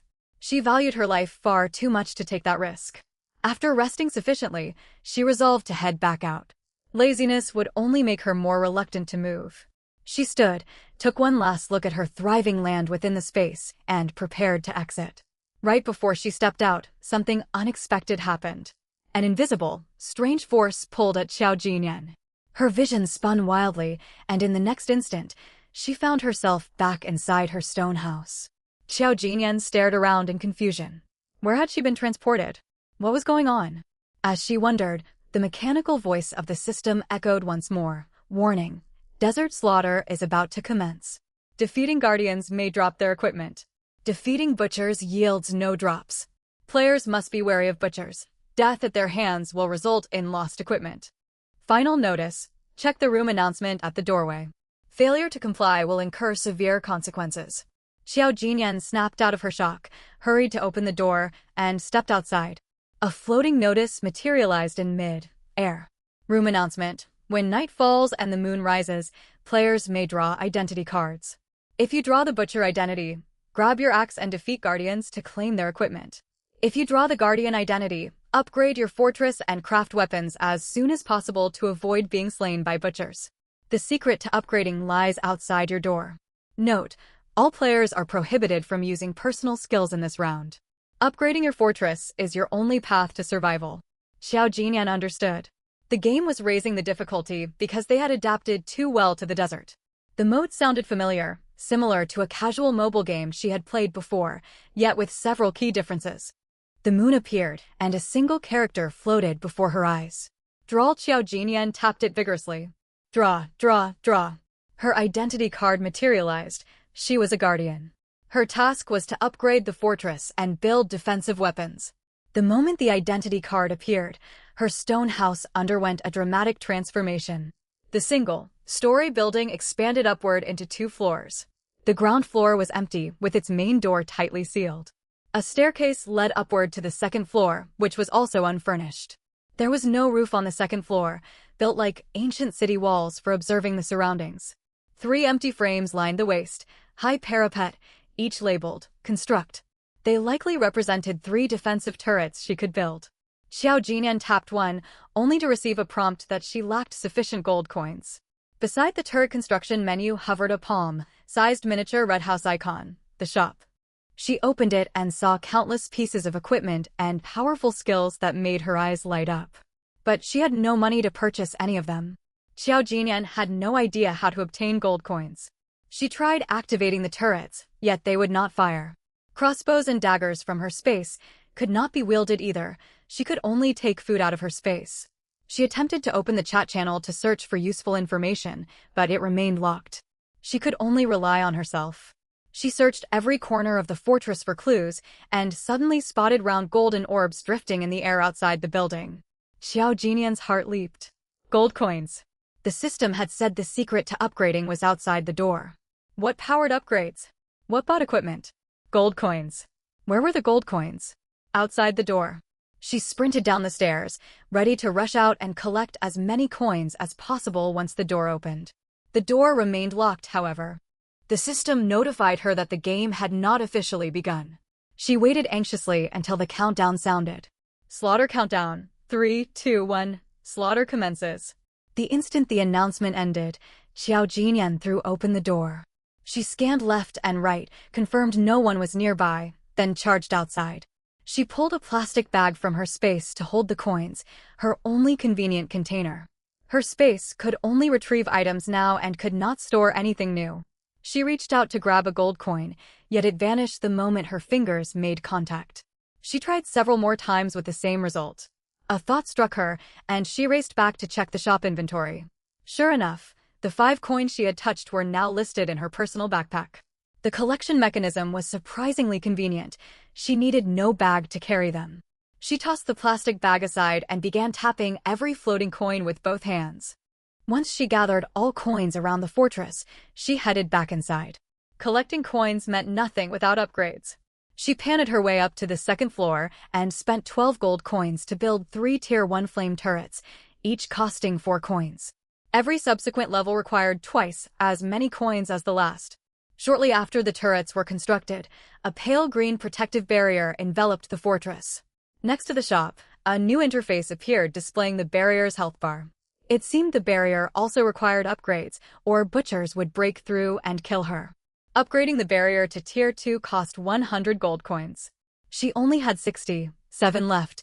She needed many more. After a short rest, she rushed out to collect coins again. Coins respawned after a cooldown. The cooldown lasted 10 minutes. Coins close to the fortress were safer to collect, but she could not afford to wait idly. A butcher might level up drastically in that window. Xiao Jinyan ventured farther to collect coins, and to her surprise, distant coins held greater value. The coins near the fortress were each worth 1 unit, but when she returned, she discovered the distant coins counted as 2 each. She knew she had not collected that many coins, yet her backpack held over 500. The value multiplier applied to distant coins. This trip was well worth it. She now had plenty of funds. She quickly upgraded the barrier to Tier 2, then raised all 3 turrets to Tier 3. She kept the remaining coins aside to purchase combat skills once butchers arrived. The shop stocked basic abilities, immobilization, continuous damage, and mind distraction. Higher tier options included Beast Cage, Lightning Summon, and Recovery, which instantly refilled the barrier's health. The most expensive, highest ranked skills stood alone, Life Drain. Upon activation, it instantly depleted a butcher's health bar. It was one ability Xiao Jinyan coveted deeply. She cleared all accessible coins around the fortress and decided not to travel any farther. The nearby coins would finish their cooldown soon. Xiao Jinyan stood on the second floor scanning the landscape when a figure came into view. A woman clutching an axe, her eyes glowing crimson, sprinted straight toward Xiao Jinyan's fortress. The flame turrets only targeted enemies within their attack radius. They would not fire until the butcher drew near enough. Xiao Jinyan's gaze sharpened. The butcher had arrived. As soon as the woman stepped into range, the 3 turrets opened fire. Tier 3 turrets launched fist-sized fireballs once every second, steadily chipping away at the butcher's health bar. This butcher was only Tier 2, likely the first other player Xiao Jinyan had encountered, and the first butcher she faced. She was fortunate the opponent was low level. If she ran into a Tier 3 or Tier 4 butcher, she would be in grave danger. Every fireball striking the woman reduced her health gradually. A Tier 2 butcher lacked sufficient defense to withstand sustained fire from 3 Tier 3 turrets. It was not long before the woman collapsed. After defeating the Tier 2 butcher, 200 gold coins appeared in Xiao Jinyan's backpack. Secretly, she hoped to face a stronger opponent who could put up a proper fight. Weak low, tier butchers revealed almost no useful information. She still knew nothing about how butchers leveled up, whether they could purchase skills, or what abilities they possessed. Xiao Jinyan remained blind to most rules and could only continue adapting as she went. The delay of the battle allowed the nearby coins to respawn. She hurried out to collect another batch before returning to the fortress. The longer the match dragged on, the greater the risks. She dared not slack off. Her coin reserves were abundant. So she upgraded the barrier to Tier 4 and raised all turrets to Tier 4. She saved the leftover coins to buy combat skills. She barely had time to catch her breath before a familiar, annoying voice drifted over. "Hello there, lovely lady." Lines of frustration creased Xiao Jinyan's forehead. This man addressed every woman he met with that line. She turned around and stared at him coldly. After Qiao Jinyan got a clear look at Zhang Qing's face, she was stunned for a split second. It's you. The injuries I sustained last time still ache. How could you bring yourself to attack such a handsome man? I held back then. I don't need you to hold back. Victory belongs to the winner, and I accept defeat. Qiao Jinyan glanced at Zhang Qing's level floating above his head. He was already level 4, so she could not afford to let her guard down. Don't be ungrateful. Rest assured, I'll hold back this time too. It wouldn't be any fun if you ended up badly injured. The moment he finished speaking, Zhang Qing lunged forward in an instant, appearing right in front of Qiao Jinyan's protective barrier. Only then did she see clearly that the weapon in his hand was no ordinary butcher's axe. It must be an upgraded, mutated axe. Blow after blow rained down. Even with 3 level 4 flame turrets firing non-stop bursts of blue flames at full power, the health bar of the protective barrier visibly drained. Meanwhile, Zhang Qing's health bar barely moved at all. He must have equipped some kind of skill. Qiao Jinyan had plenty of gold coins, so she opened the shop and searched carefully for suitable equipment. In the end, she purchased an item called Freezing Cold for 3 feet. Freezing Cold for 3 feet, when equipped on a turret, it slows enemy attack speed by 10%. Cannot be stacked. The price was reasonable, and stacking was not allowed, so she only bought one and fitted it to a single turret. From the blue flame shot out by the upgraded turret, Qiao Jinyan vaguely spotted round ice spheres flying alongside the fire. She looked back at Zhang Qing and saw his movements had slowed significantly. His attack speed dropped, yet the turrets kept firing at their original pace. The 3 flame turrets unleashed continuous fire toward him. Sensing that something was wrong, Zhang Qing hastily retreated beyond the turret's attack range. Zhang Qing narrowed his eyes at Qiao Jinyan. You forced my hand. Don't blame me if you get hurt. Right after he spoke, Qiao Jinyan watched as Zhang Qing activated an unknown skill. His figure swelled several times larger, and every exposed muscle turned blood red. Zhang Qing had entered a berserk state. Seeing this, Qiao Jinyan quickly upgraded her protective barrier, refilling its health bar completely. She then upgraded each of the 3 turrets by 1 level. Her gold coins were nearly exhausted, so she halted further upgrades. She wanted to observe how powerful Berserk Zhang Qing was before making more decisions. Now enlarged and towering, every heavy step Zhang Qing took sent tremors rippling through Qiao Jinyan's fortress. He strode up to the barrier. The mutated axe in his hands vanished, replaced by his fists as big as buckets slamming against the shield. Each powerful punch chipped 5 health points off the barrier. At this rate, the barrier would shatter within minutes. She frantically browsed the shop. Her gold coins were limited, forcing her to choose between upgrading the barrier or purchasing a useful item. She could not afford both. The barrier's health fell to half as she hesitated. Suddenly, a thought struck her. Her barrier and turrets were both level 5, while Zhang Qing remained level 4. No matter how strong a level 4 butcher was, he could not own top-tier equipment. Such items cost far too much. If his equipment was not the highest tier, its effect could not last indefinitely. Otherwise, the balance would be completely broken. If such a permanent skill existed, every butcher would buy it and become overpowered. The system would never permit that. The so-called slaughter simply meant butchers hunting survivors. With this realization, Qiao Jinyan closely tracked every movement Zhang Qing made and soon spotted a clue. His attack speed continued to drop, and each punch now only drained 3 health points from the barrier instead of 5. Qiao Jinyan's eyes lit up. This was her chance. Without any more hesitation, she bought the equipment she had set her sights on. Now you get a taste of berserk power too. The second the equipment activated, Qiao Jinyan's protective barrier turned the same blood red as Zhang Qing's body. And the flames from the 3 turrets shifted to crimson as well. The turrets' attack power more than doubled, and they maintained maximum firepower for 30 full seconds. Zhang Qing paled in shock and realized he was in grave danger. He turned and attempted to flee beyond the turret attack range as quickly as his bulky body allowed. Upgrading turrets only boosted their attack power, not their firing range. He was almost clear of the range. So Qiao Jinyan spent her last remaining gold coins to buy a capture net. A split second before he escaped, the net ensnared his body tightly, sending him crashing to the ground, unable to move freely. Zhang Qing tried to wriggle slowly out of the attack zone like a worm. But the flame turrets seized the opportunity and kept firing at full strength. Zhang Qing's health bar plummeted rapidly. What had been 80 health points fell to only 8. He would not survive more than a few more seconds. At this critical moment, the turrets suddenly stopped firing, their red glow fading away. Xiao Jinyan thought they had malfunctioned and rushed to pat them, desperate to restart the attack. When they reactivated, they only shot ordinary blue level 5 flames, and the red hue of the barrier also disappeared. Xiao Jinyan understood instantly. The berserk effect had expired. 30 seconds were up. When she looked toward Zhang Qing again, he had fled while the effect wore off. Anger welled up inside her. Damn it, he got away once more. After Zhang Qing left, she never encountered another level 4 butcher. The highest level opponents she faced were level 3, no match for her level 5 turrets and barrier. After an unknown stretch of time, the moon sank below the horizon, and pale dawn light spilled across the distance. Day had broken. The instant daylight arrived, her fortress reverted back into the familiar stone hut. Xiao Jinyan struggled to make sense of what had happened. One moment she had finished lunch and rested comfortably. And the next she was abruptly pulled away and told night had fallen and the slaughter was starting. Where had the rest of the day gone? She had no energy to dwell on the mystery, worn out, exhausted, and starving.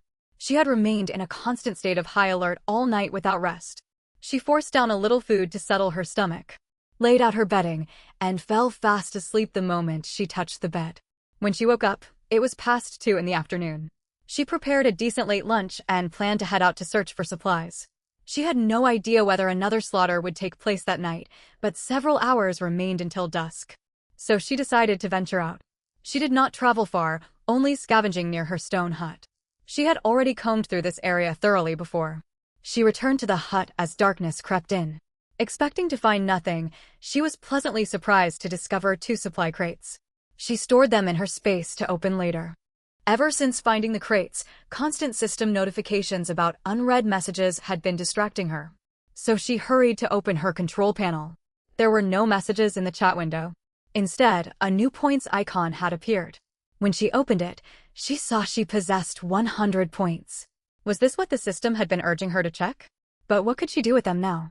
The control panel featured a trading market and sales section. After browsing, she found no goods purchasable with points for the time being. Perhaps a dedicated points shop would unlock later. She could not be certain, but the points system must serve some purpose.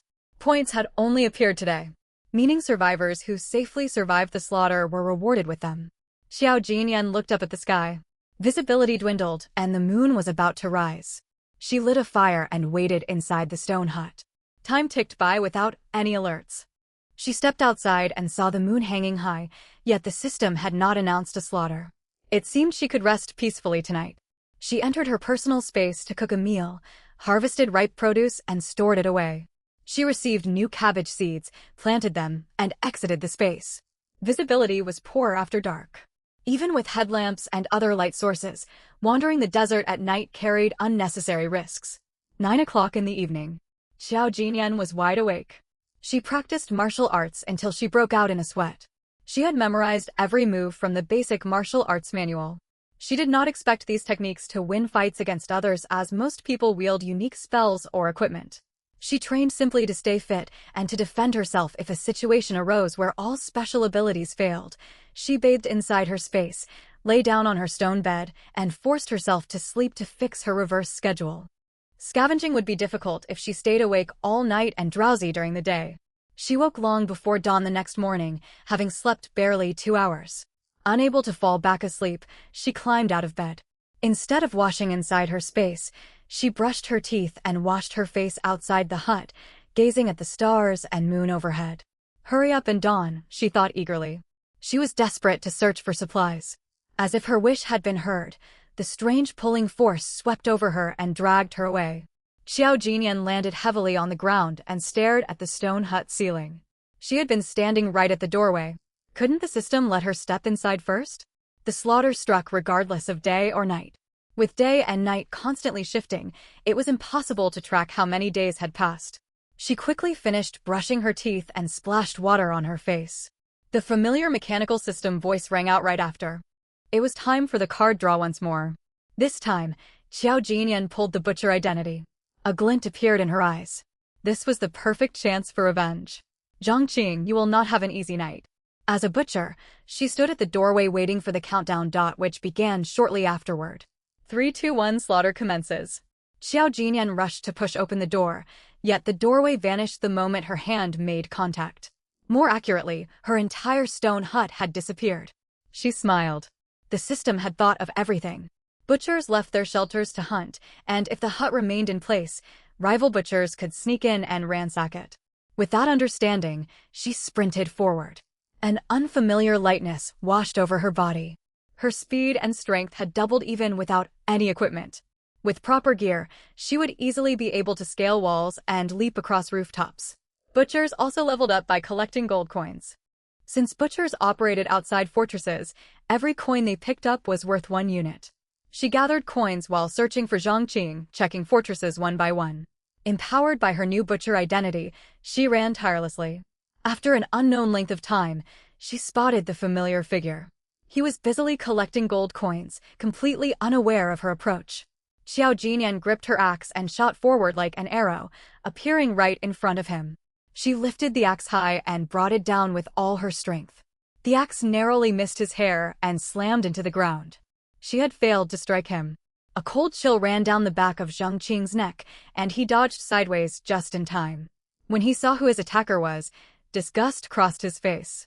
"You're like a persistent pest that never goes away." The feeling is mutual.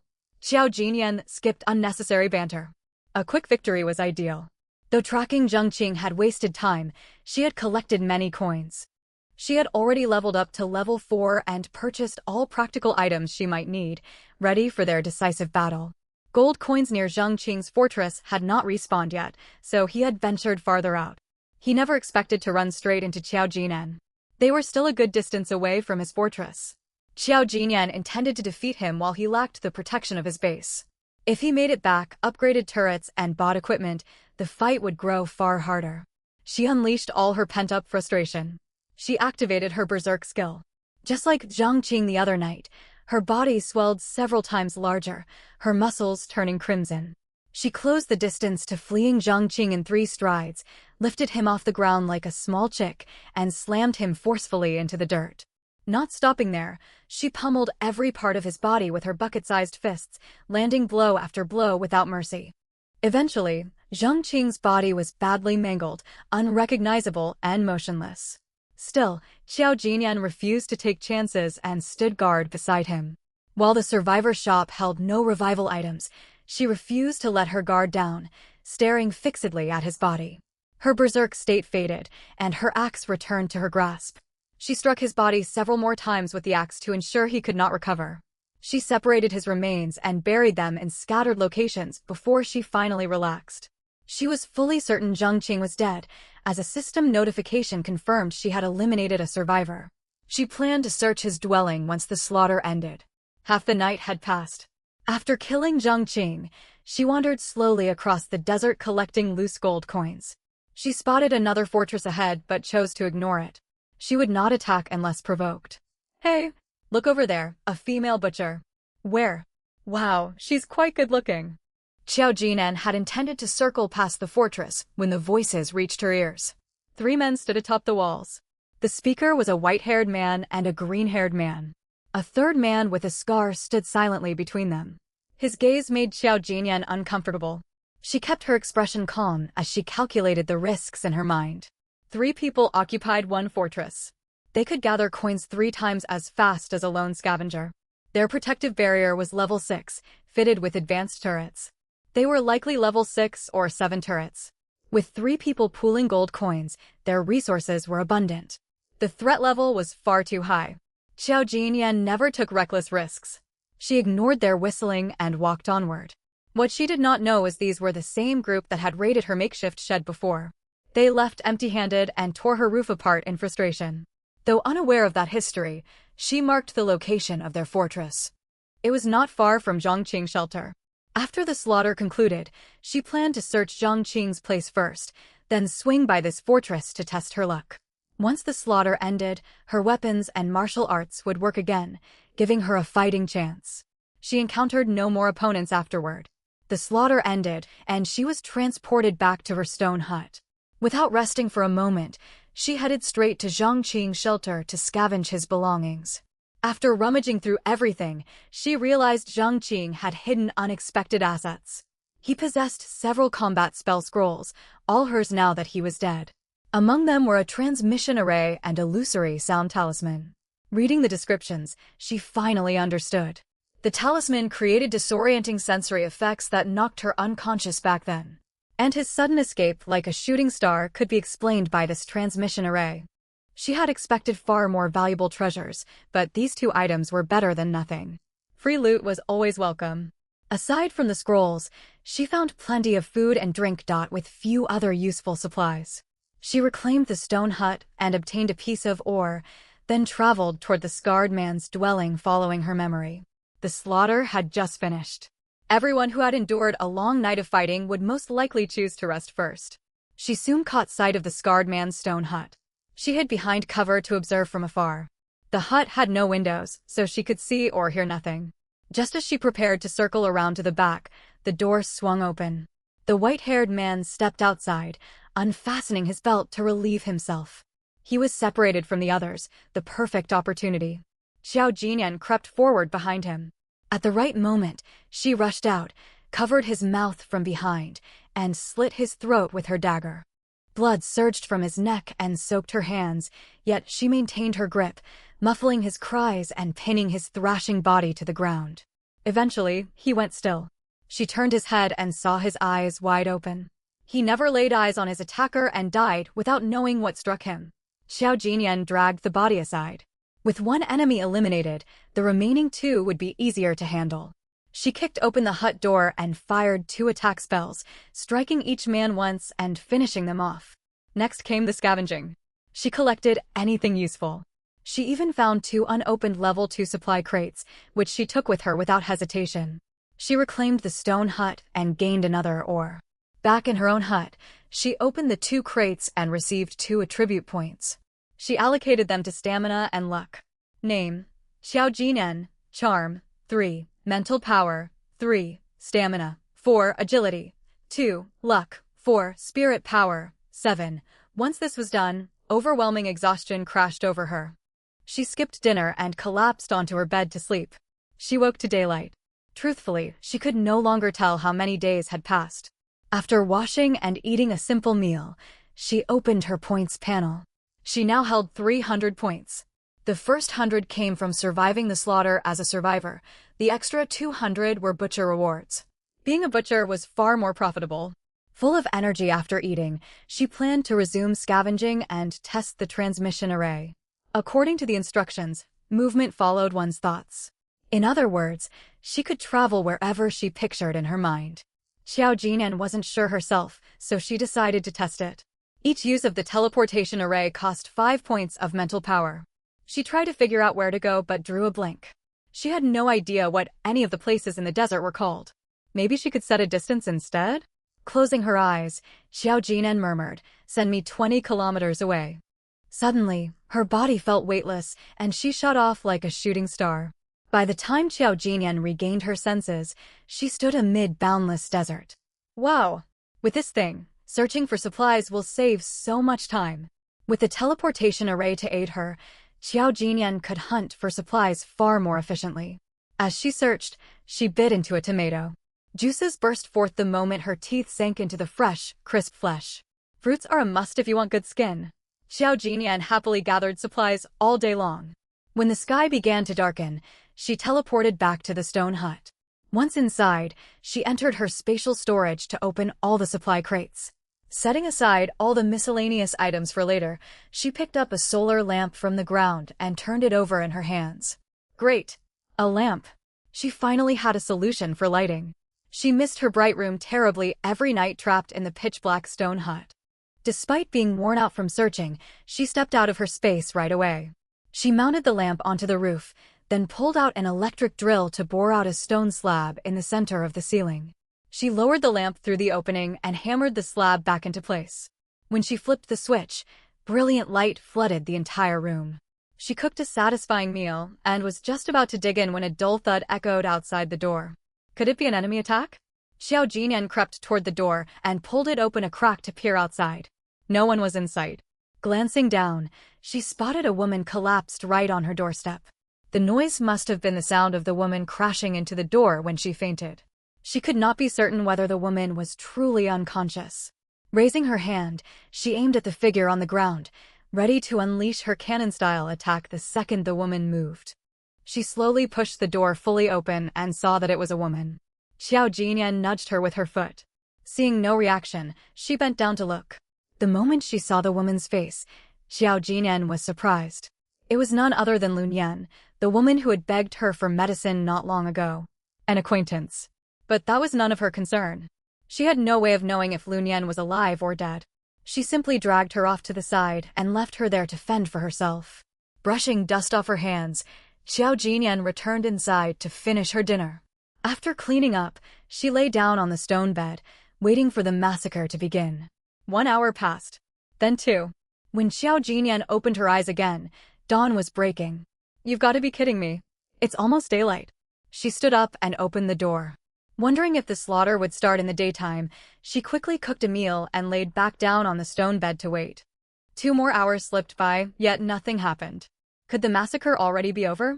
Xiao Jinyan opened the control panel to check the regional population count. 64,801 people. The number stunned her. Only more than 2,000 people died in the first dungeon. Yet over 20,000 had perished in the second dungeon before the event even officially ended. Now she understood why the massacre never began. The regional population had dropped to a number satisfactory to the system, so the slaughter was terminated early. She opened the chat channel. Guys, the damn massacre is over. Does anyone have hemostatic medicine? My leg got cut by raiders. Speaking of looters, I passed a stretch of desert and saw 3 bodies lying there. 2 of them had huge holes in their chests. It was terrifying. From the description of their wounds, Xiao Jinyan guessed the victims had run into Scarface and his 2 partners. They deserved what they got. Bored, she closed the channel and prepared to head out to search for supplies once more. Just then, someone knocked on the door. The sound was different from the dull thud the night before. This was someone pounding hard against the wood. Xiao Jinyan cautiously opened the door and found Lun Yan standing there. After fainting from hunger, Lun Yan had woken up. Spurred on by survival, she crawled to the hut. She spotted in the distance and banged on the door to beg for help. When the door creaked open, Lun Yan saw hope. She lifted her head weakly and recognized the face in front of her. It's you, can you please save me? Xiao Jinyan stared at the woman, who looked frail, her lips cracked and bleeding. She was a little shocked Lun Yan had survived the night. After a moment's thought, she spoke. Why should I save you? Lun Yan gasped for breath before answering, I know many useful skills. I can heal wounds. I also have storage space filled with plenty of valuable items. Xiao Jinyan paid no heed to most of what she said, but her eyes widened when she heard about storage space. She had been told each skill existed only once. Where had Lun Yan gotten a space ability? You have storage space? How big is it? Lun Yan was no fool. Give me something to eat first, then I'll tell you. Xiao Jinyan tossed her a loaf of bread. Lun Yan grabbed it and wolfed it down so quickly she choked. Cough, cough. Do you have any water? Try harder and swallow it. With no water available, Lun Yan thumped her chest. She forced the bread down. The single loaf was far from enough to fill her stomach, but it restored a little of her strength. She slowly stood up, leaning against the wall for support. Lun Yan pulled her top aside, revealing a diamond-shaped tattoo on her shoulder blade. I once drew a storage card. After I activated it, it fused into this tattoo. Inside, it's 2 meters long, 2 meters wide, and 2 meters high. Xiao Jinyan eyed her skeptically. You say this is storage space. How can I verify it? Lun Yan lifted her shirt higher and waved her hand. A strange machine landed steadily on the sand at Xiao Jinyan's feet. She waved again, and the machine vanished. You said every skill only appears once. Lun Yan looked straight at her. You also have storage space. It was a statement, not a question. Xiao Jinyan stayed silent, waiting for Lun Yan to continue. It's true that each skill only exists once. What I have isn't technically called spatial storage. It's a container. Xiao Jinyan thought she grasped the truth. Skills were divided into different tiers. Take spatial storage, for example. Her own space was vast, upgradable, and even allowed planting a top-tier ability. Lower-tier versions like Lun Yan's were small, unable to expand, and only good for storing and retrieving objects.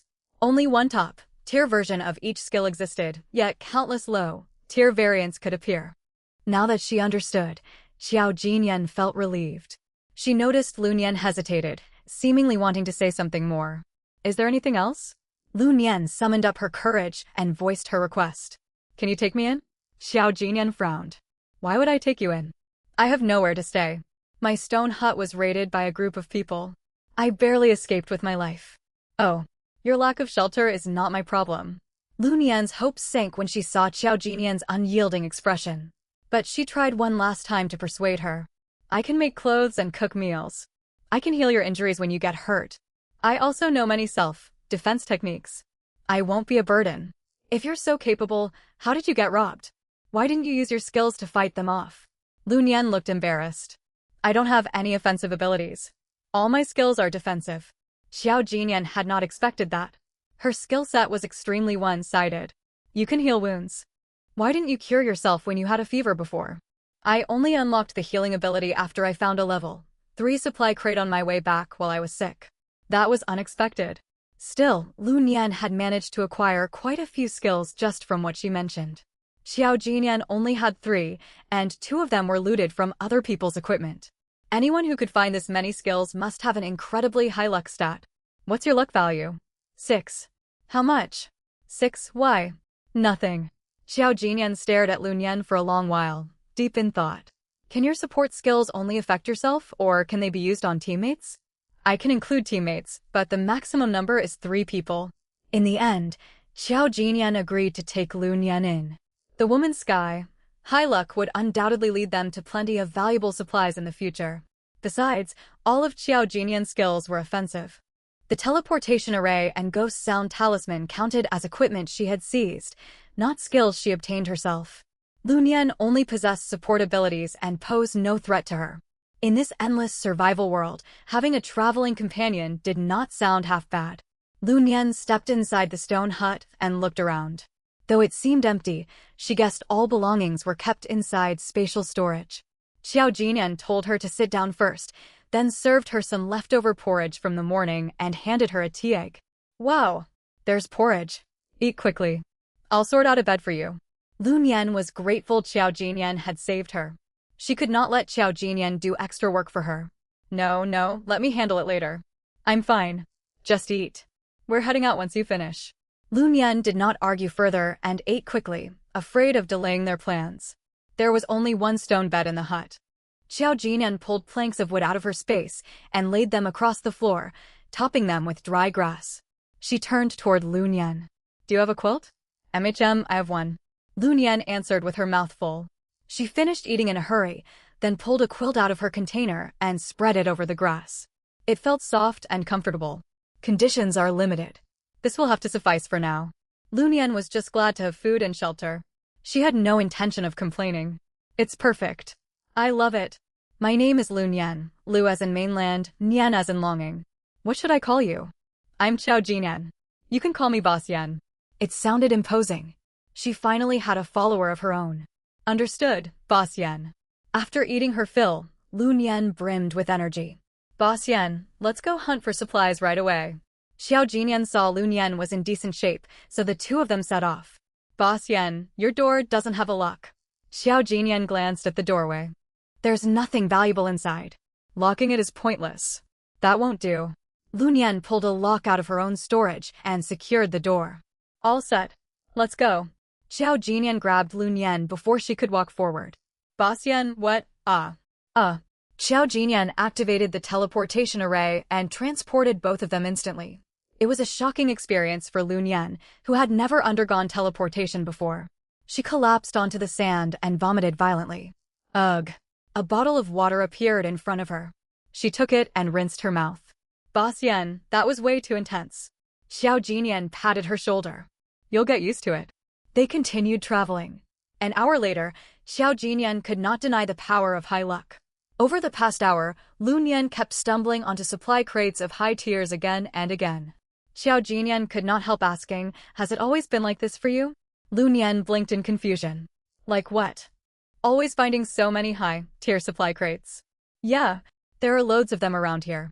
Haven't you found many, Boss Yan? I have. Just nowhere near this many. Hey, I sense good things over there. Let's go, Boss Yan. Xiao Jinyan watched Lun Yan dash ahead excitedly. Comparing themselves was simply disheartening. By noon, Lun Yan had burned off the small meal she ate that morning and slowed down. Xiao Jinyan's space only allowed her to enter alone. She could not bring anyone else inside. For lunch, they each settled for a bucket of instant noodles. The moment Xiao Jinyan tore open the packaging, Lun Yan's gaze remained fixed on the noodles. Xiao Jinyan tossed her a bucket. Hurry up and eat. Thank you, Boss Yan. Life is great following you. We even get instant noodles. Xiao Jinyan thought about the piles of tier 2 and tier 3 crates waiting inside her space. You don't need to thank me. Since you're with me, I won't treat you poorly. Besides, instant noodles are nothing. We'll have far better food later. Got it. I look forward to living the good life with Boss Yan.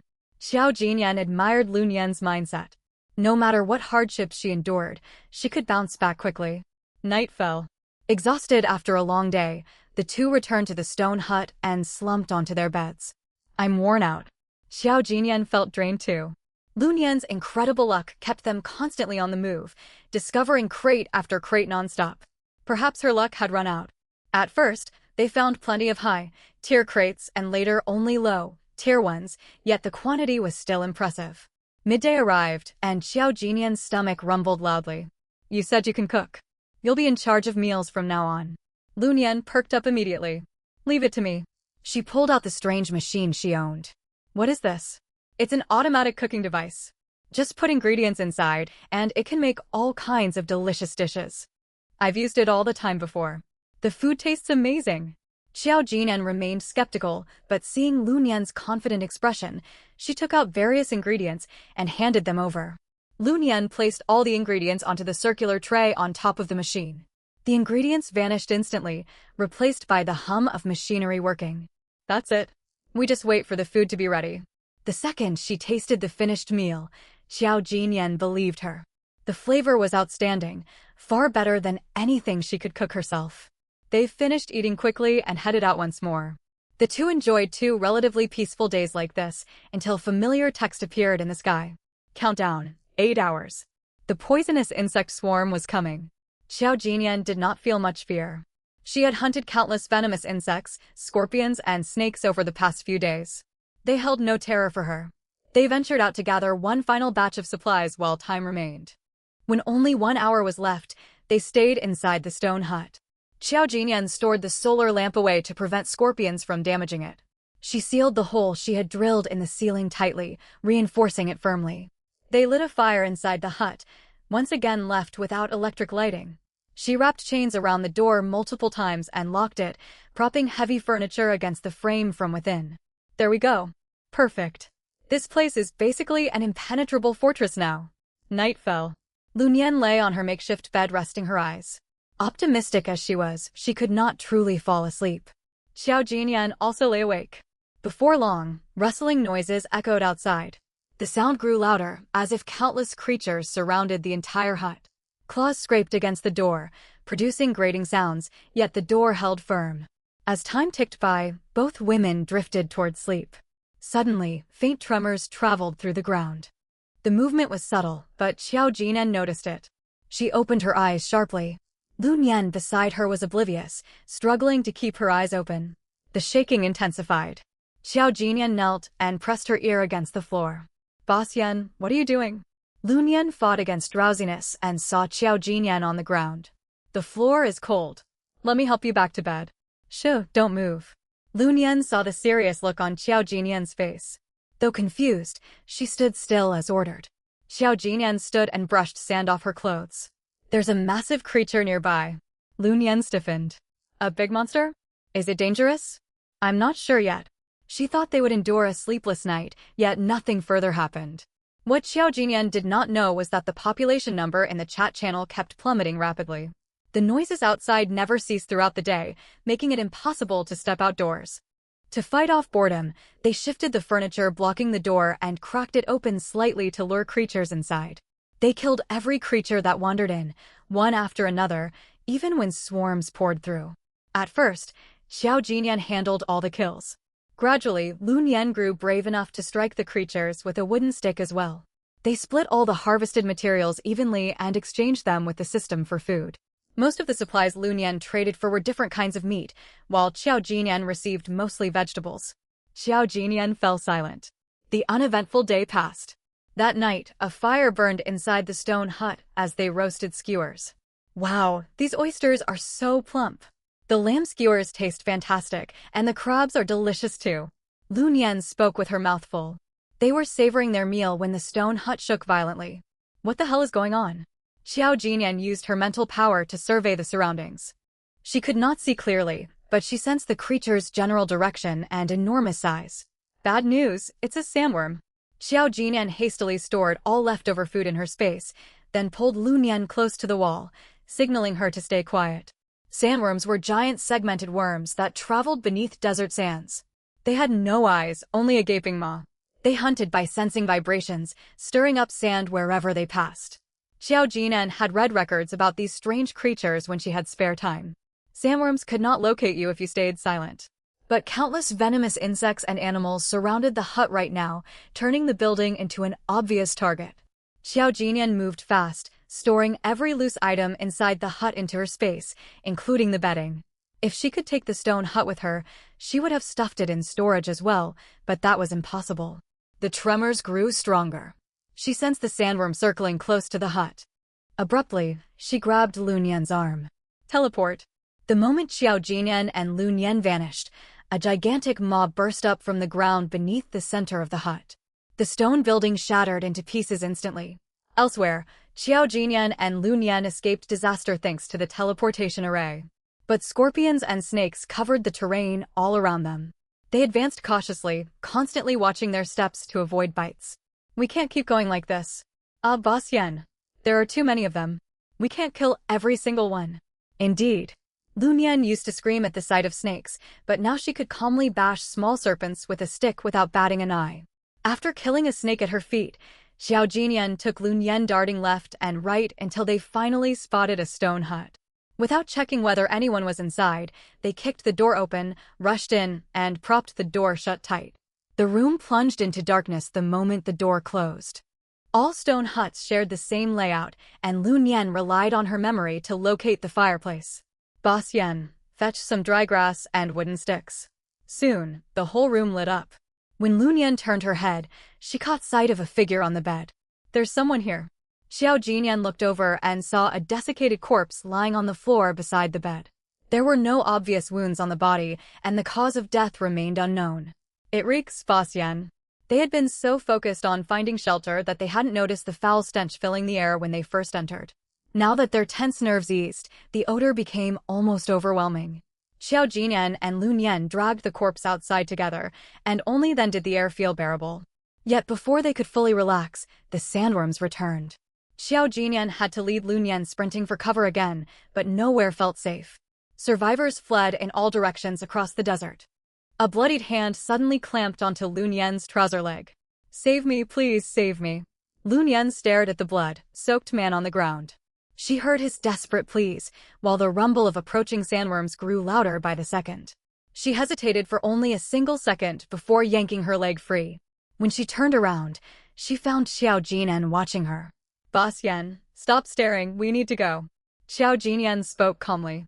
He looks miserable. Let's take him with us. Lun Yan's eyes widened. Are you sure? He'll definitely slow us down. But if you want to bring him along, do you want to take him? I don't. Then we leave. Having gotten the answer she expected, Xiao Jinyan and Lun Yan vanished from the spot. Night fell. The two found shelter inside a high cliff crevice, far enough up that snakes and insects could not reach them. Ugh, running and hiding all day has worn me out. The cave was pitch black, so Lun Yan quickly lit a fire. Boss Yan, what do you want to eat tonight? Grilled fish. Got it. They had no need for portable cooking tools. With an open fire, they could roast and eat the fish as they pleased. Lun Yan kept her eyes fixed firmly on her fish, afraid it would burn. True to her nature as a food lover, she waited until the skin turned golden, brown, the perfect state. The aroma of grilled fish filled the entire cave. Judging it ready, Lun Yan blew on it hastily and took a bite at once. Xiao Jinyan smiled faintly watching Lun Yan gasp from the heat yet refused to spit out the meat. She then turned her attention to her own fish. A low thudding sound echoed through the cave. Wait, the fish isn't that good to make someone stamp their feet, right? I didn't, boss, watch out. Sensing imminent danger, Xiao Jinyan unleashed an energy blast. A huge maw appeared before them, and a massive hole burst open in its flesh. The sandworm twisted in agony, thrashing its tail wildly, nearly sending Lun Yan flying. Knowing she could not help and would only become a burden to Xiao Jinyan, Lun Yan had already scrambled to hide in a safe corner. Xiao Jinyan glared at the enormous beast. It just would not leave them alone.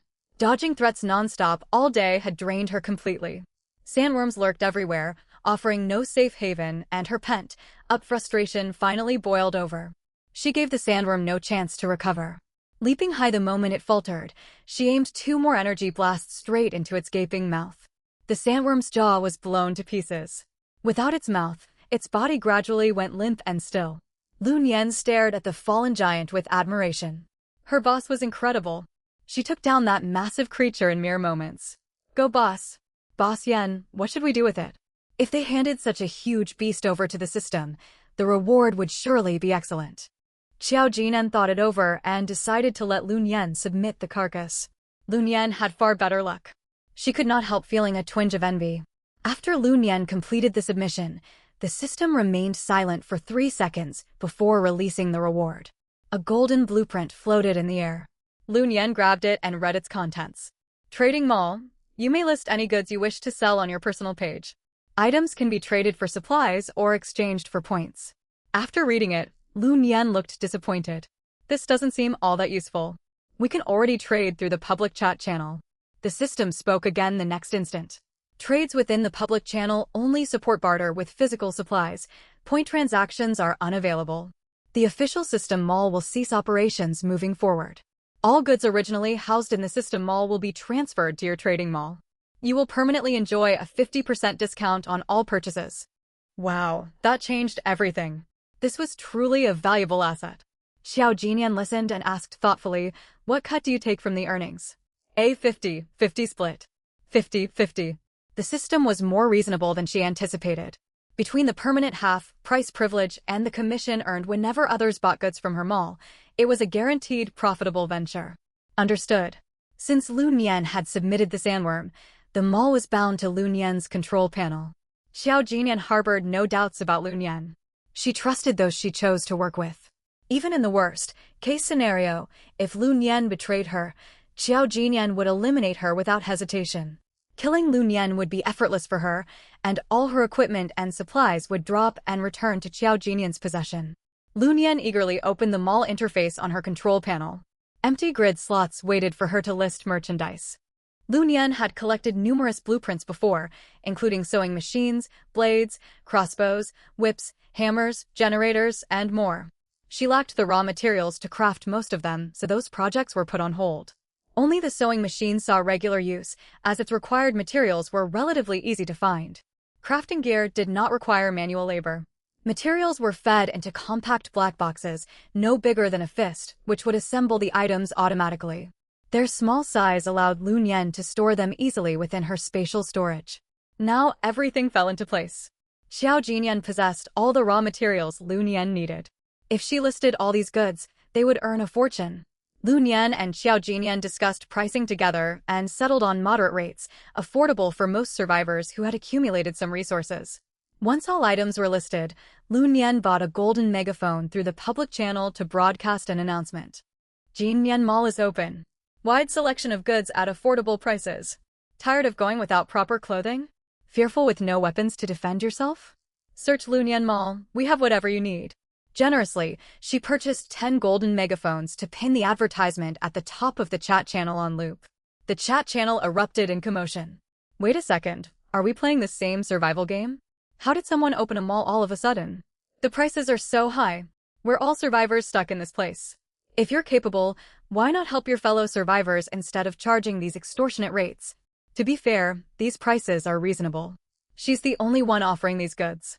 If you think it's too expensive, don't buy anything. Who asked for your opinion? If you think it's cheap, buy a couple crossbows and give them to me. I don't need much, just 2 crossbows. Someone's selling their shamelessness for show. Watch your tongue.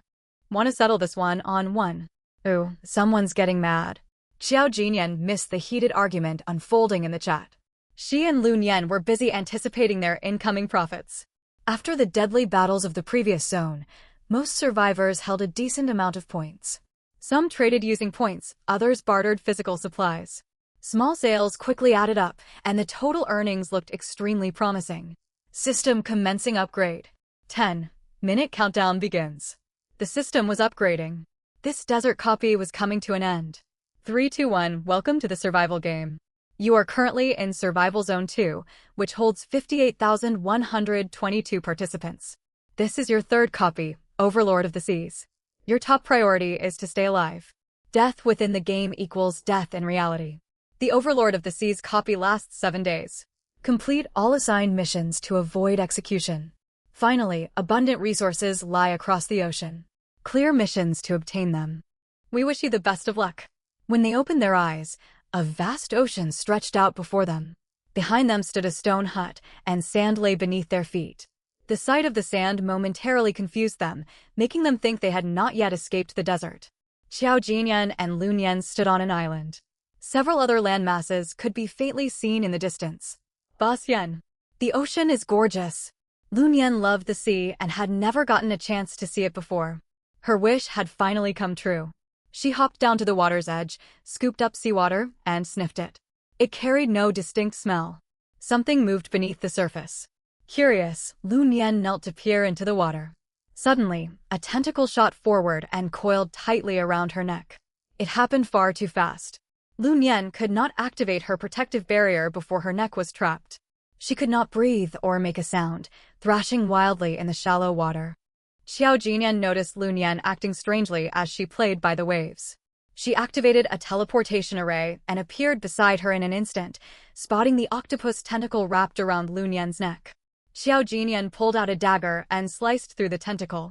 The choking pressure vanished at once. Lun Yan gasped for air, coughing violently. Xiao Jinyan dragged her back onto the beach and patted her back gently. Huff, cough, cough. What on earth was that thing? Lun Yan pulled the severed tentacle off her neck. It was as thick as her arm.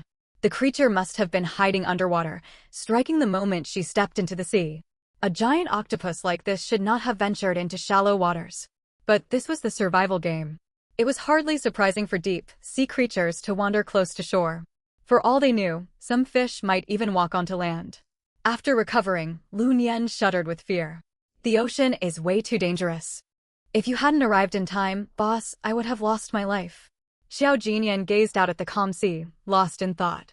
If most resources in this copy were hidden beneath the waves, the danger would be immense. They lacked underwater gear, leaving them at a severe disadvantage once submerged. The pair returned to the stone hut. Lun Yan set about preparing food while Xiao Jinyan grabbed her crossbow to scout the surrounding area. The island was not large. Aside from a handful of scattered trees and several unexplained holes in the ground, there was nothing else of note.